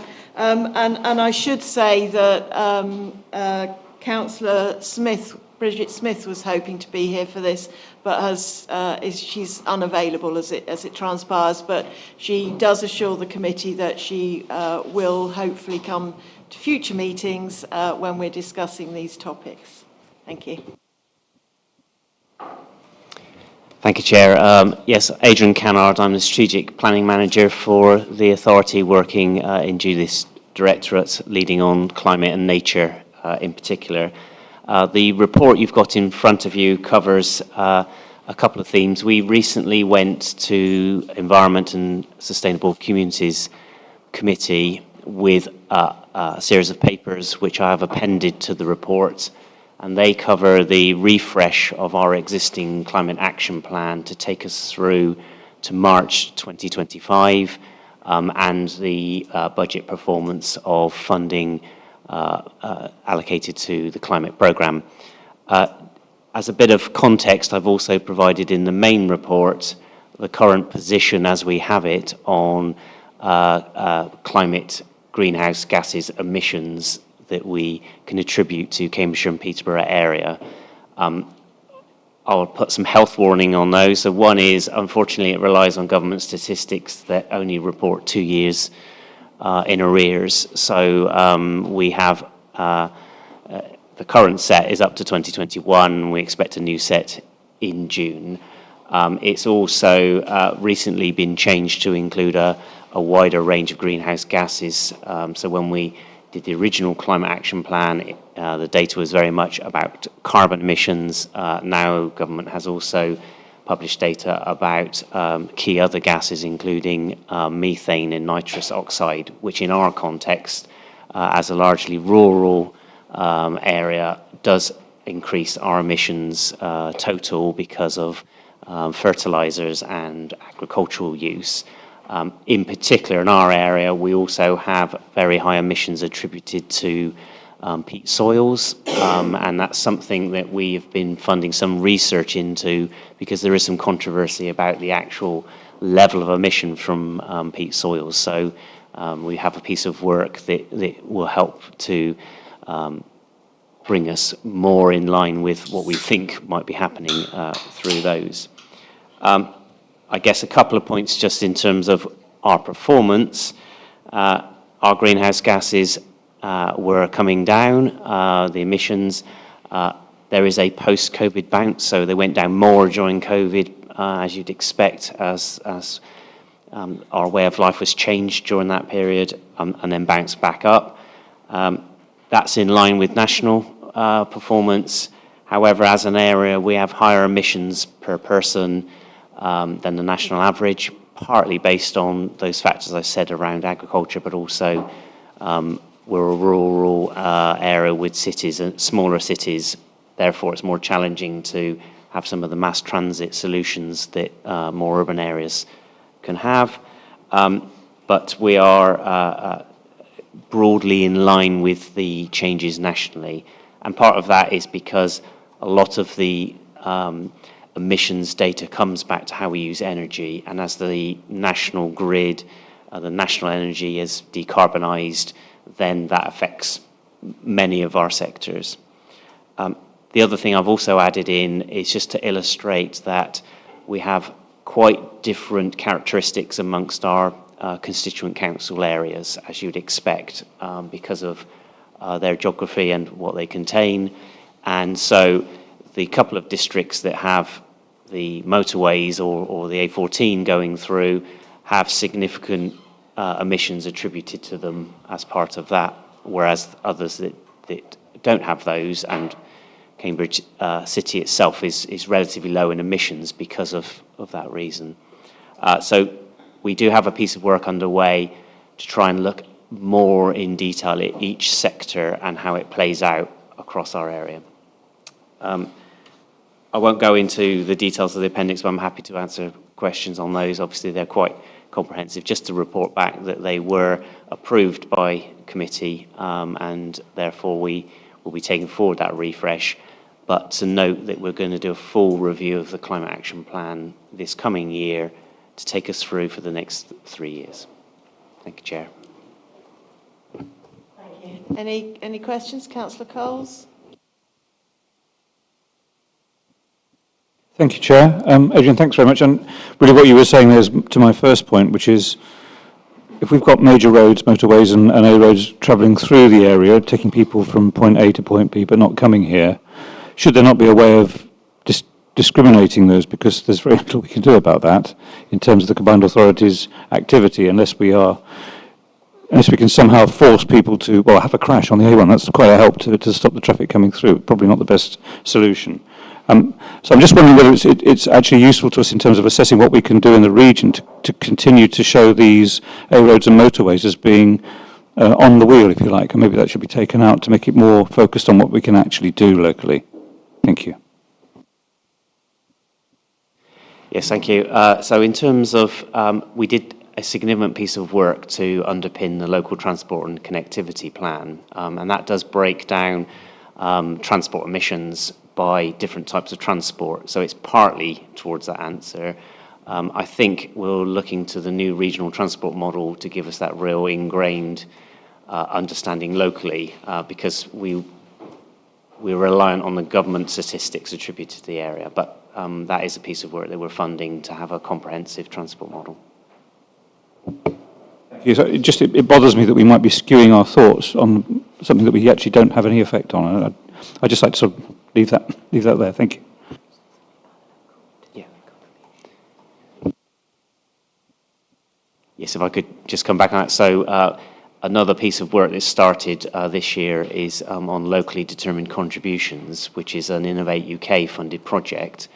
And that is very much in the vein of what you've said, looking at our local emissions that we have control over to have a much better picture that we can then talk with government and other agencies in terms of the funding mix that might be able to brought to bear to help tackle those.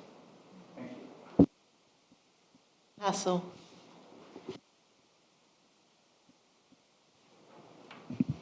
So thank you. I just wanted to clarify the year-end budget position of the. Because I believe when I attended the Environment Committee, there was quite an underspend. That was at the one before last, and I couldn't make the last meeting. So, has all the for 23-24 has all the money been spent, or are we still in a situation where funds allocated hadn't yet been spent? So in terms of the latest report we took to committee, obviously that was spent up until January, but that was still showing underspend on a couple of our specific climate projects, but also it reflects the progress on the Greater South East Hub claims on grants, and that's there's a challenge around the way the government criteria apply, and it's I think a number of those who apply are not eligible. So there's two things there, but certainly in terms of some of the climate programs, the committee did discuss that. They've asked us to come back in June with a revised budget, which takes forward any implications from underspend, but also the new allocation of funding that the board made to cover the next 3 years. And we have on the care homes grant programme, the committee effectively said that we ought to put a cap on expenditure, take through those who were in the pipeline, but then look at reallocating that money because there wasn't sufficient interest coming from the sector to actually deploy it. Come back on that one, but thank you very much. But I think that one of the recommendations that I think, if we are going to take something to the board, is that we should really strengthen the project evaluation process to ensure that there is effective utilisation of allocated funds. I think that would be really, really helpful. The care homes retrofit project kind of suggested that potentially there wasn't enough due diligence before the project commenced. And so therefore, yeah, just tightening up in that area, because I think at the time it was 11.2 million of a 16.6 million capital budget was not spent. I guess it's improved in the latest year end, but that's quite a lot of underspend. So it suggests that we need to do better in the due diligence of which projects we move forward, and which ones we don't. Yes, thank you. Obviously, one of the things that I'm doing as a sort of incoming director is to sort of look across the budgets, and particularly to work with Adrian and other colleagues on how we ensure that the strategy is then embedded into delivery and we successfully deliver the money that we have, and we do that with absolute focus on the fact that this is public money and it has to be spent well to deliver outcomes. So that's something that, as I'm kind of getting into the role, that we're going to be working very closely to ensure, and indeed at Environment and Sustainable Communities Committee, that there was a focus on that, and I made a very similar commitment at their meeting a couple of weeks ago as we focus on that, and that is going to require some focus on how we achieve that, working in partnership with others to achieve those outcomes. You mentioned evaluation specifically, and certainly there's a real focus, and Jules has left now, but she's got a real focus on monitoring and evaluation and creating a monitoring and evaluation framework. And by way of example, we've been focusing on that in terms of how we make sure that's embedded into work on some of the improvements to the bus network, so that we actually know, passenger numbers and whether those places are being taken up, but also in terms of our other parts that we're working on. You mentioned the care homes retrofit. That was part of a discussion at Environment Sustainable Communities last time, and the decision that was taken there was that yes, it was a scheme that seemed to fit a need, but there hasn't necessarily been the take-up. There may be several specific reasons about take-up, including intervention rate, about whether at a 50% intervention rate that's actually affordable to some of the businesses that are bidding into that. So we're going to do a review of that, and if that isn't if the take-up isn't increased, then that money will be rolled into the delivery of the climate change action plan going forward this year. So it's very much part of the thinking is about that delivery, that spend, how we improve that focus in delivery, and how we're also accountable for the monitoring and evaluation. So that's something that I will absolutely be bringing to future meetings, but I'm still getting up to speed on at present. Quickly coming back, just to make certain that we recognise that when we do reallocate underspent funds with the inflation rate that we've got at the moment, is that diminishes the value of that fund. And so sometimes, maybe acting more quickly and decisively because of that time would be helpful. Councillor Goldsack.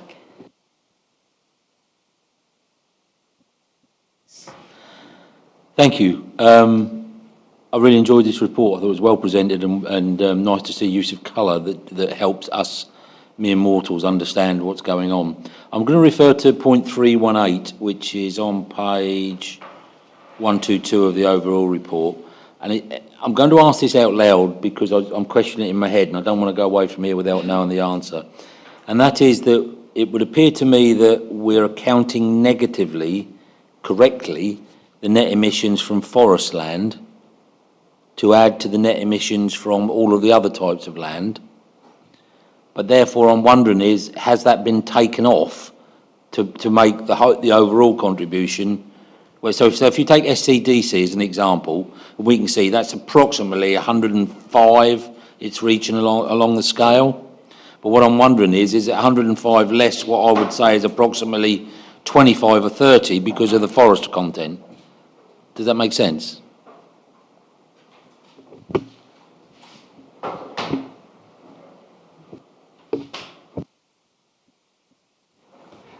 So yeah, in the in the statistics, the contributions, you're correct, the contributions from forest land where they are essentially grabbing carbon are taken off of the totals.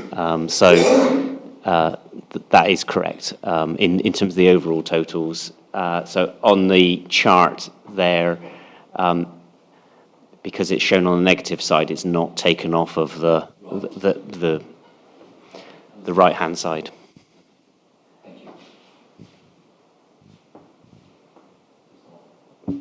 Thank you. So, Councillor Hassel, did you want to make propose a recommendation? Yes.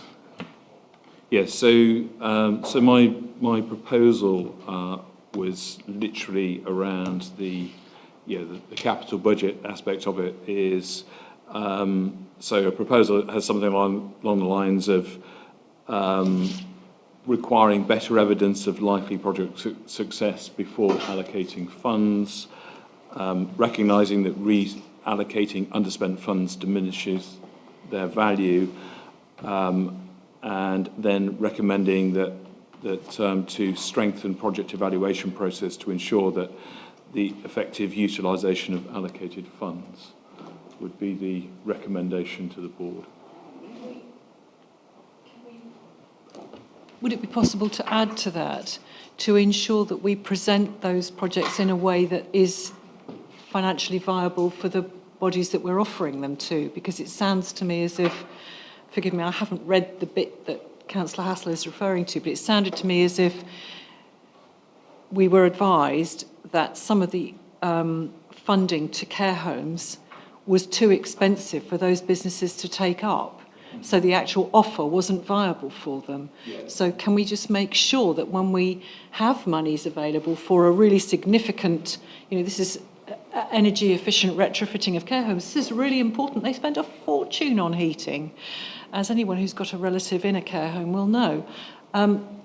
So actually retrofitting is really important. So we need to present it to them in a way that's financially viable for them to take up.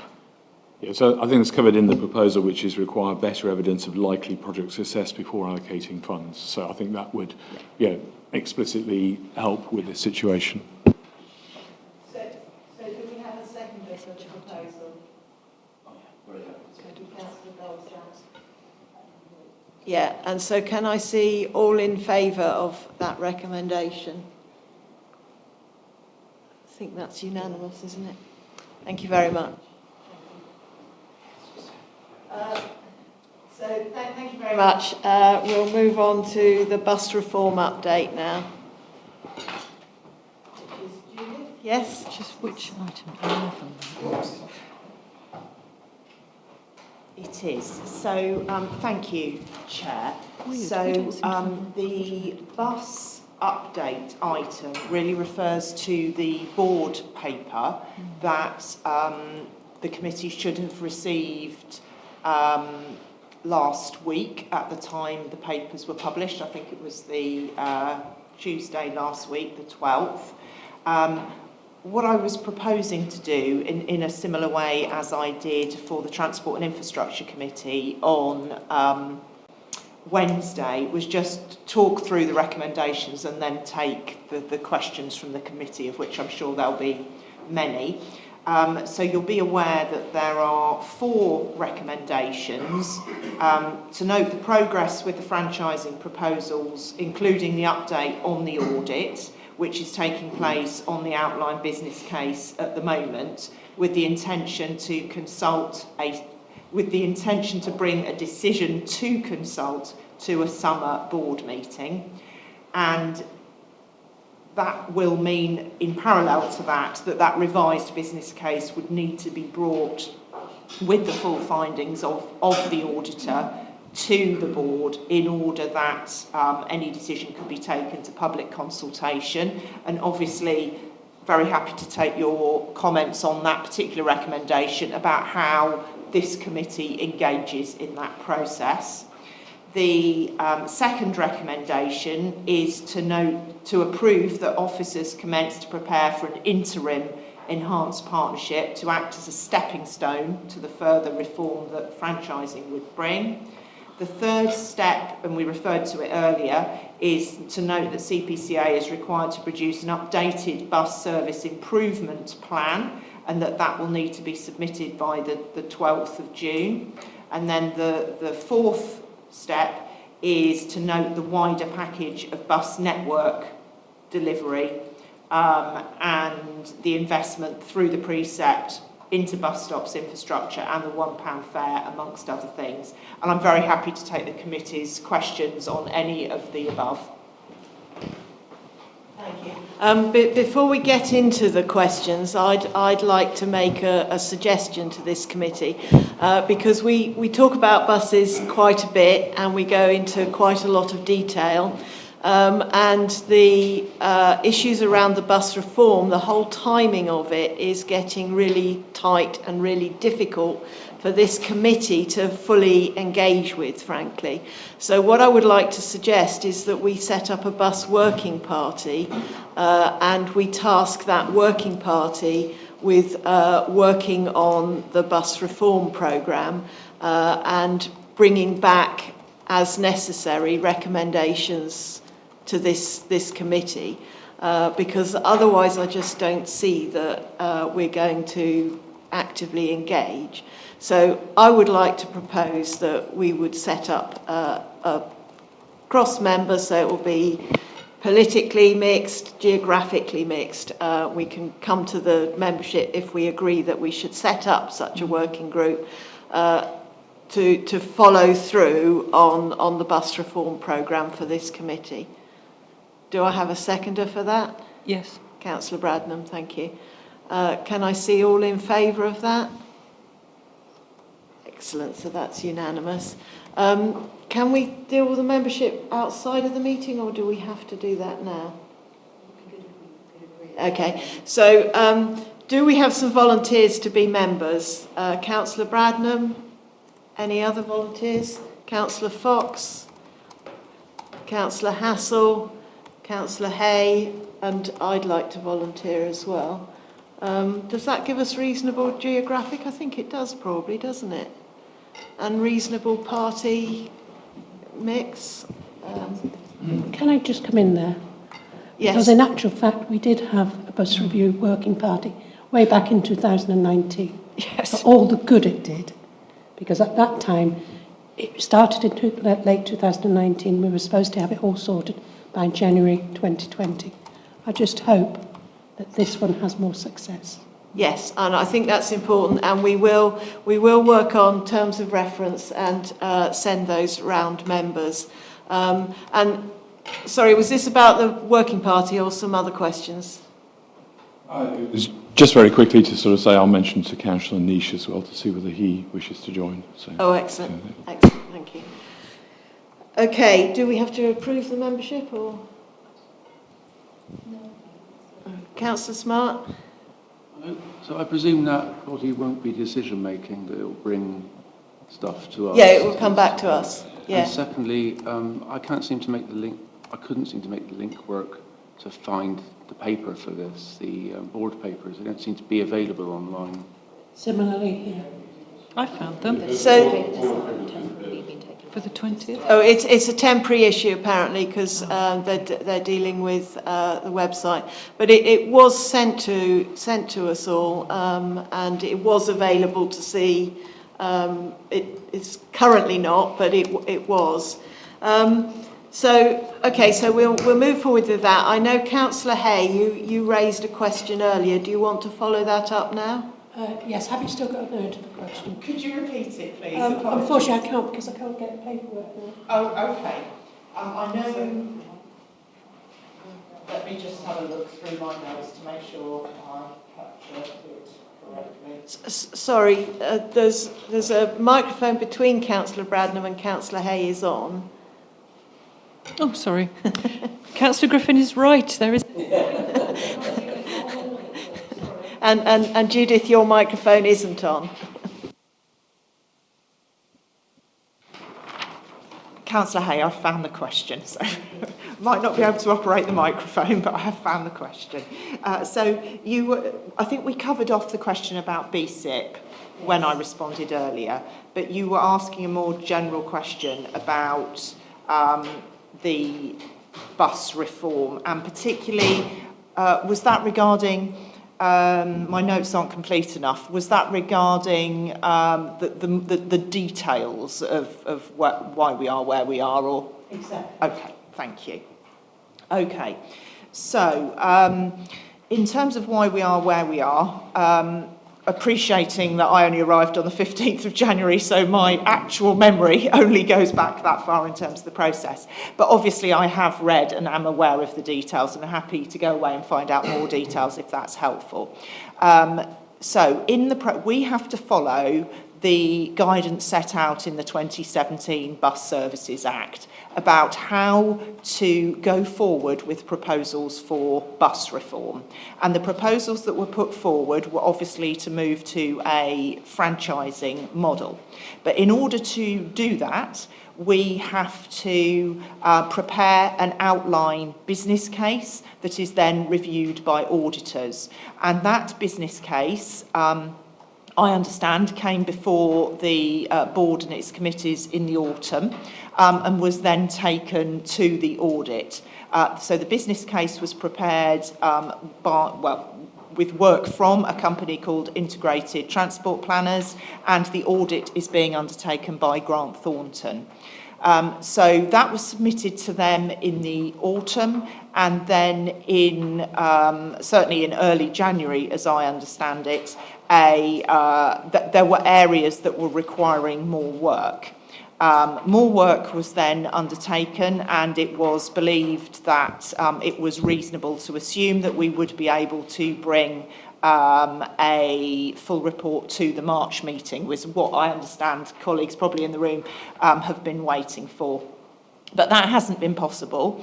The work that Grant Thornton are doing, they are reviewing the 5 cases of that business case. And just to remind people, those 5 cases are, the 5 elements are the strategic case, the economic case, the management, commercial and financial case. And that's, I'm sure you'll have seen other business cases created on a similar basis. So they're working through those cases, and we have feedback that the strategic, commercial and management cases are broadly there or thereabouts. More work is ongoing on the economic and financial cases, which are obviously, as you would expect, connected to one another. And some of that work is around getting more data, more evidence, because one of the key things about the audit that they do is that the auditors essentially have to be able to replicate the work that ITP, the Integrated Transport Planners, have done and test that out. And in some cases, they're saying to us they need more evidence of the basis of the data and so on. So that work's going on, and it has taken longer than clearly we would want to. So in order to make sure that we can draw that to a conclusion as quickly as possible, and it says this in the board paper, myself and colleagues have instigated a bit of a check and challenge process, and indeed Rob Emery from the finance department is also involved in that process. So what we are doing is we've had a meeting with Grant Thornton, we're having a meeting with ITP to go through the details and really understand, what are the key issues and how and if they can, how and when they can be resolved. Now, so that we're having we're doing that this week with my colleague Andrew Highfield, who is the Assistant Director for Public Transport, who is on leave today. But he has experience of working on these models in other places and bringing that experience to bear. He also started in January, so we're both picking this up afresh and working on it. So that is where we're at the moment, and certainly looking at other places, the only places that have successfully moved beyond, actually instigated a franchising model are in Greater Manchester and in Liverpool. There are other places, West Yorkshire, South Yorkshire, that are either out to consultation or about to go out to consultation.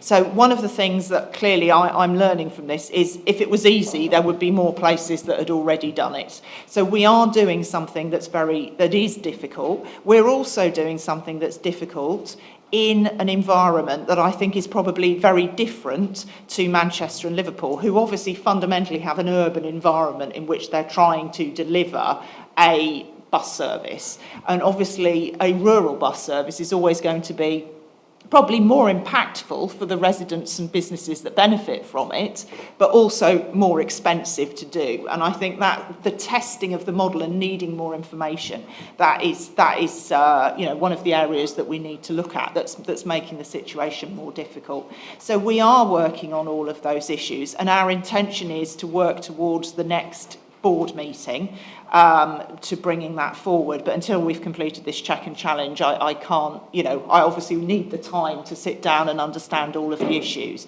to have an absolutely realistic timescale with you. And obviously, Chair, with your recommendation today, that will be something we can do with that working group to bring forward those details. I'm sure there's many more questions you've got, but hopefully that's at least a beginning of an answer to your key question this morning. We'd just like to come back on that. Obviously, it's taken a lot longer than any of us ever expected, the bus reform programme. So am I right now in thinking, because we are not at the position at the moment to go down the road of franchising, we are looking short term of going down the road of enhanced partnership? And how will that affect us going forward? Also, have we lost any funding from central government due to the fact we haven't got our house in order with the bus reform programme sooner?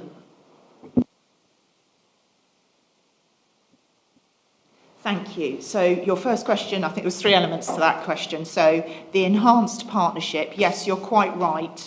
That, the recommendation to board on Wednesday is to approve that officers commenced work on an enhanced partnership to act as a stepping stone. So you're right that we are seeing that as a short-term thing, and we're doing it essentially for 2 reasons.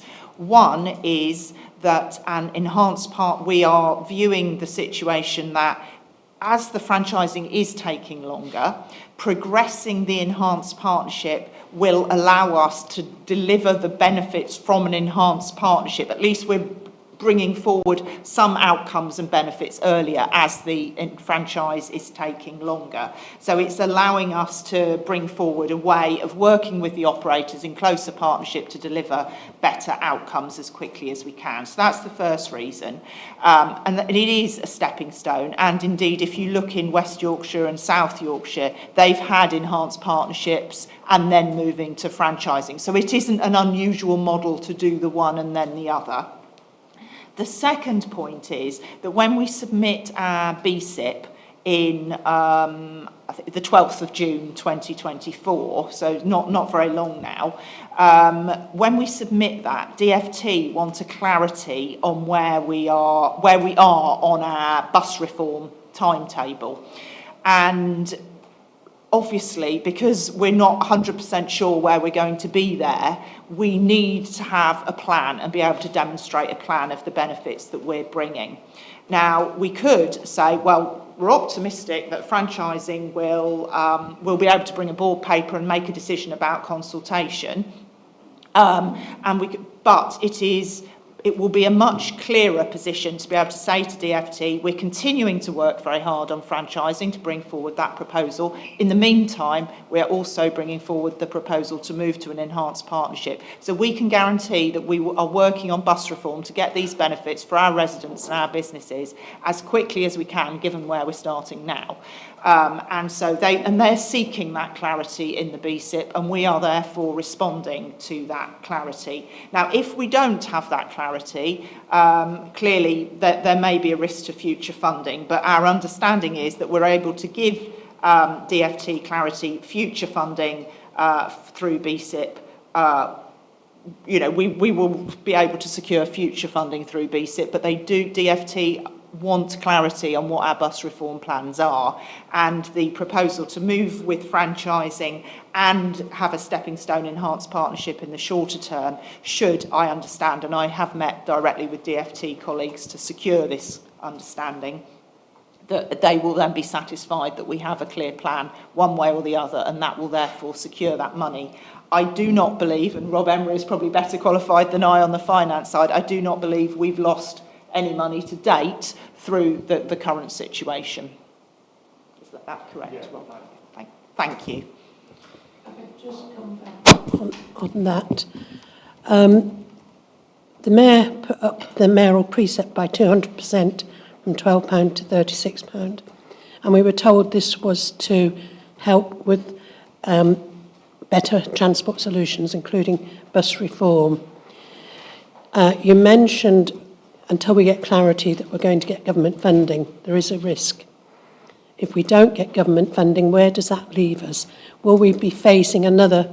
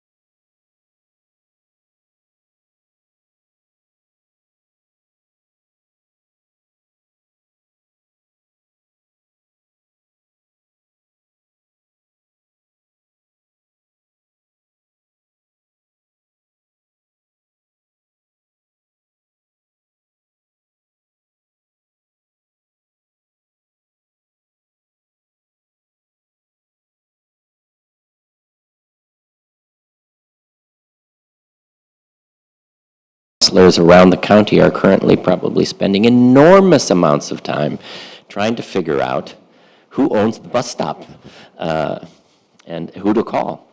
Thank you.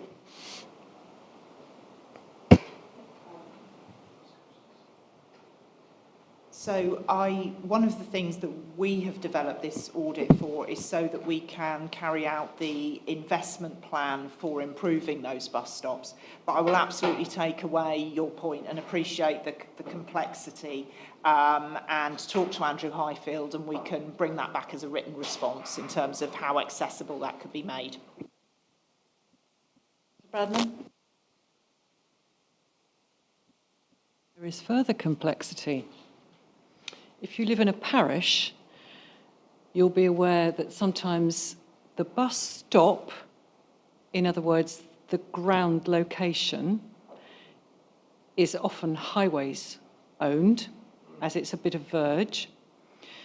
The flag is often owned by the bus operator, so the actual flag on the pole. By the way, the pole might be owned by the county council, but sometimes it's not. The actual shelter is probably the responsibility, in my area, it's often the responsibility of the parish council to look after it, because they've often got it by virtue of S106 money from a development, and they said, we need to have transport, so we must provide a bus shelter. The replacement of the timetable, if you're so lucky as to have a printed one in the shelter, that is also the responsibility of the operator to update, or in some cases just to provide you with a QR code. So actually there's a bigger thing here.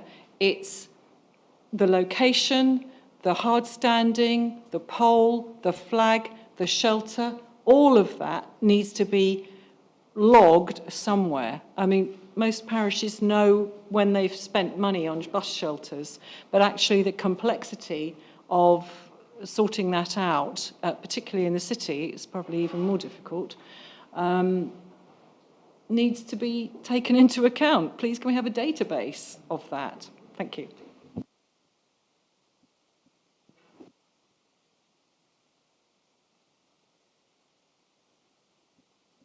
Just to come back on that one in terms of a counter proposal, surely we should be thinking about technology and looking at DRT, and then you don't need any bus stops, which would be a massive saving, considering the yeah, but that could obviously be the choice of the person who is being picked up, possibly from. Sorry. Okay, I'll take that point. The place where somebody has to be picked up, or can be picked up by DLT, absolutely, needs to be a safe location as determined by the Highways Authority. So it can't just be anywhere, because that might not be safe for a bus to stop there. And any other points or questions on this? Okay, well, we're asked to note this, and obviously we've set up our bus working party. Is everyone content to note it? Thank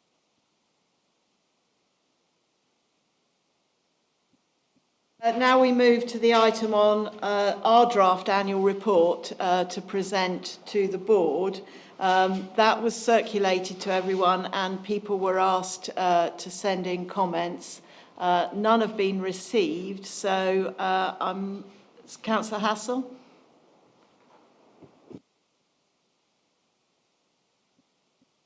Yeah, just to add, and I think I have sort of shared elements of this with you already, which was just around the business board representation to committees. From my rapporteur role on environment is that people were, the business board has resigned, people were uncertain as to why that, their representative had resigned, they were uncertain as to why that was. Sometimes there's lack of attendance at the committee from the business board member. And what I came across was the role of the business board within the committees needs clarification for all members. I don't think everyone on the committee understands why the business board is attending and what that means. So The recommendation I think we could add to our report would be to define and communicate the specific responsibilities and expectations for the business board representative at committee. I was referencing the Environment Committee in my notes here, but at committees and other committees to ensure consistent engagement. So I think clarifying their role and then just making certain people understand what it is that they're going to do when they arrive at the committee, I think would be helpful. But I think you've got some notes on that. Yeah. Thanks. So we can add that to the report. So with that added, Councillor Horgan. Yes, just one request I'm bringing forward. The tables on pages 154, 155, slightly different style. On the first one, it includes where the person's representing, and the rapporteurs on 155 does not. Councillor Brown has asked, could they be the same style, and so that it includes who they're representing, which council. That's all. Are we happy with that? Can make that change? Yeah. Thank you. Yes. Sorry, Rena would like to come in on the business board. Just as a point to note that some of the business board members, they're normally appointed for a period of 3 years. So maybe in January, if you were there, some of their natural tenures come to an end, basically. So the board is aware that they need to appoint further representatives to the committees. The Combined Authority Board is also receiving an updated terms of reference, or a new, rather, not updated, new terms of reference for the committee, for the business board going forward. When the thematic committees, when the work plan and everything was arranged for these committees, business board members were also engaged, and they knew that there were going to be at least 2 members representing the committees. Last week we had 2 people at TIC, so hopefully once the membership picks up again as new members come in, hopefully you'll see a resolve in that situation. But we note your points that you've made, but I just wanted to let you know. I think if we add those points to the report, then they're there to check across the year that it is happening. So with those 2 changes, is everybody happy with that to be our report to present to the board at their annual meeting? Do these points go into the annual report?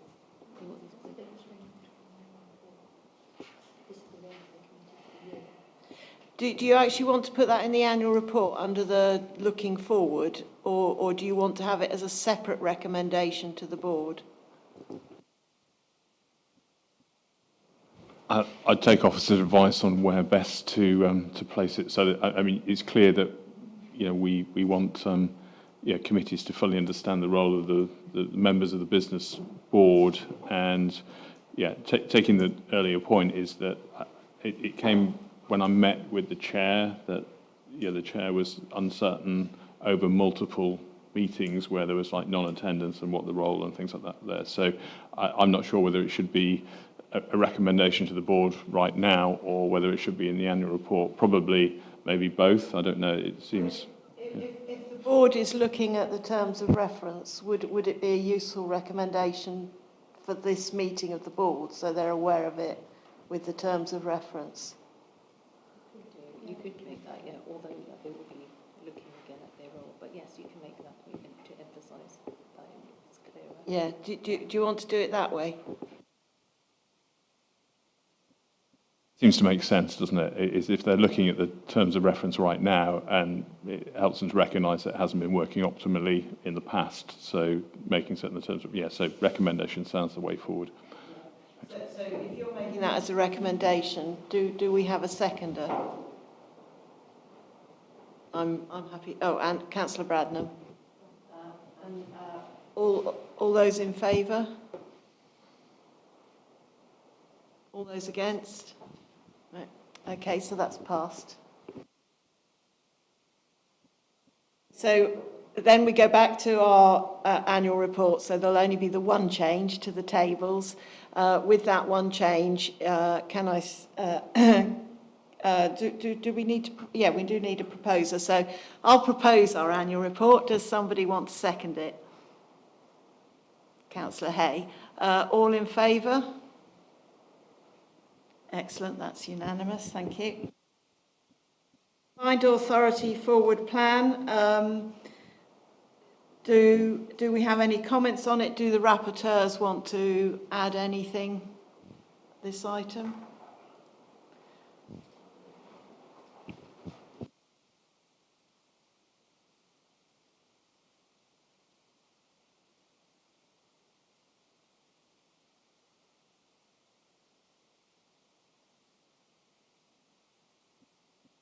I don't know whether members would agree with me, but I think there have been a number of comments from members. I know Councillor Goldsack was making points earlier on, Councillor Griffin, Councillor Bradman as well. I think that we should maybe take a better look at the improvement plan. Maybe we need to get a member of the improvement board along. The things like the clarity of what's wrong, how do we need to improve things, which I think came up and we asked questions of, and I don't think we got a very clear answer to it, and it's so vital to the effectiveness. So I'm hearing things around culture, that we don't quite have the right culture. It's coming out, and I think that we need to talk to, I think perhaps, members of the MD, but certainly the improvement board, so that we can say, well, you're making these comments around the effectiveness of the board. I think that's what they're saying, but you're not being very clear as to what that is, and I'd like to have someone here so we can scrutinise and see what the overview is. So I think it's something in our forward plan that we should factor in, because I think we legitimately ask the questions that it seems that either haven't been asked or haven't been answered. So is everyone content that we add that to our forward agenda? Yeah.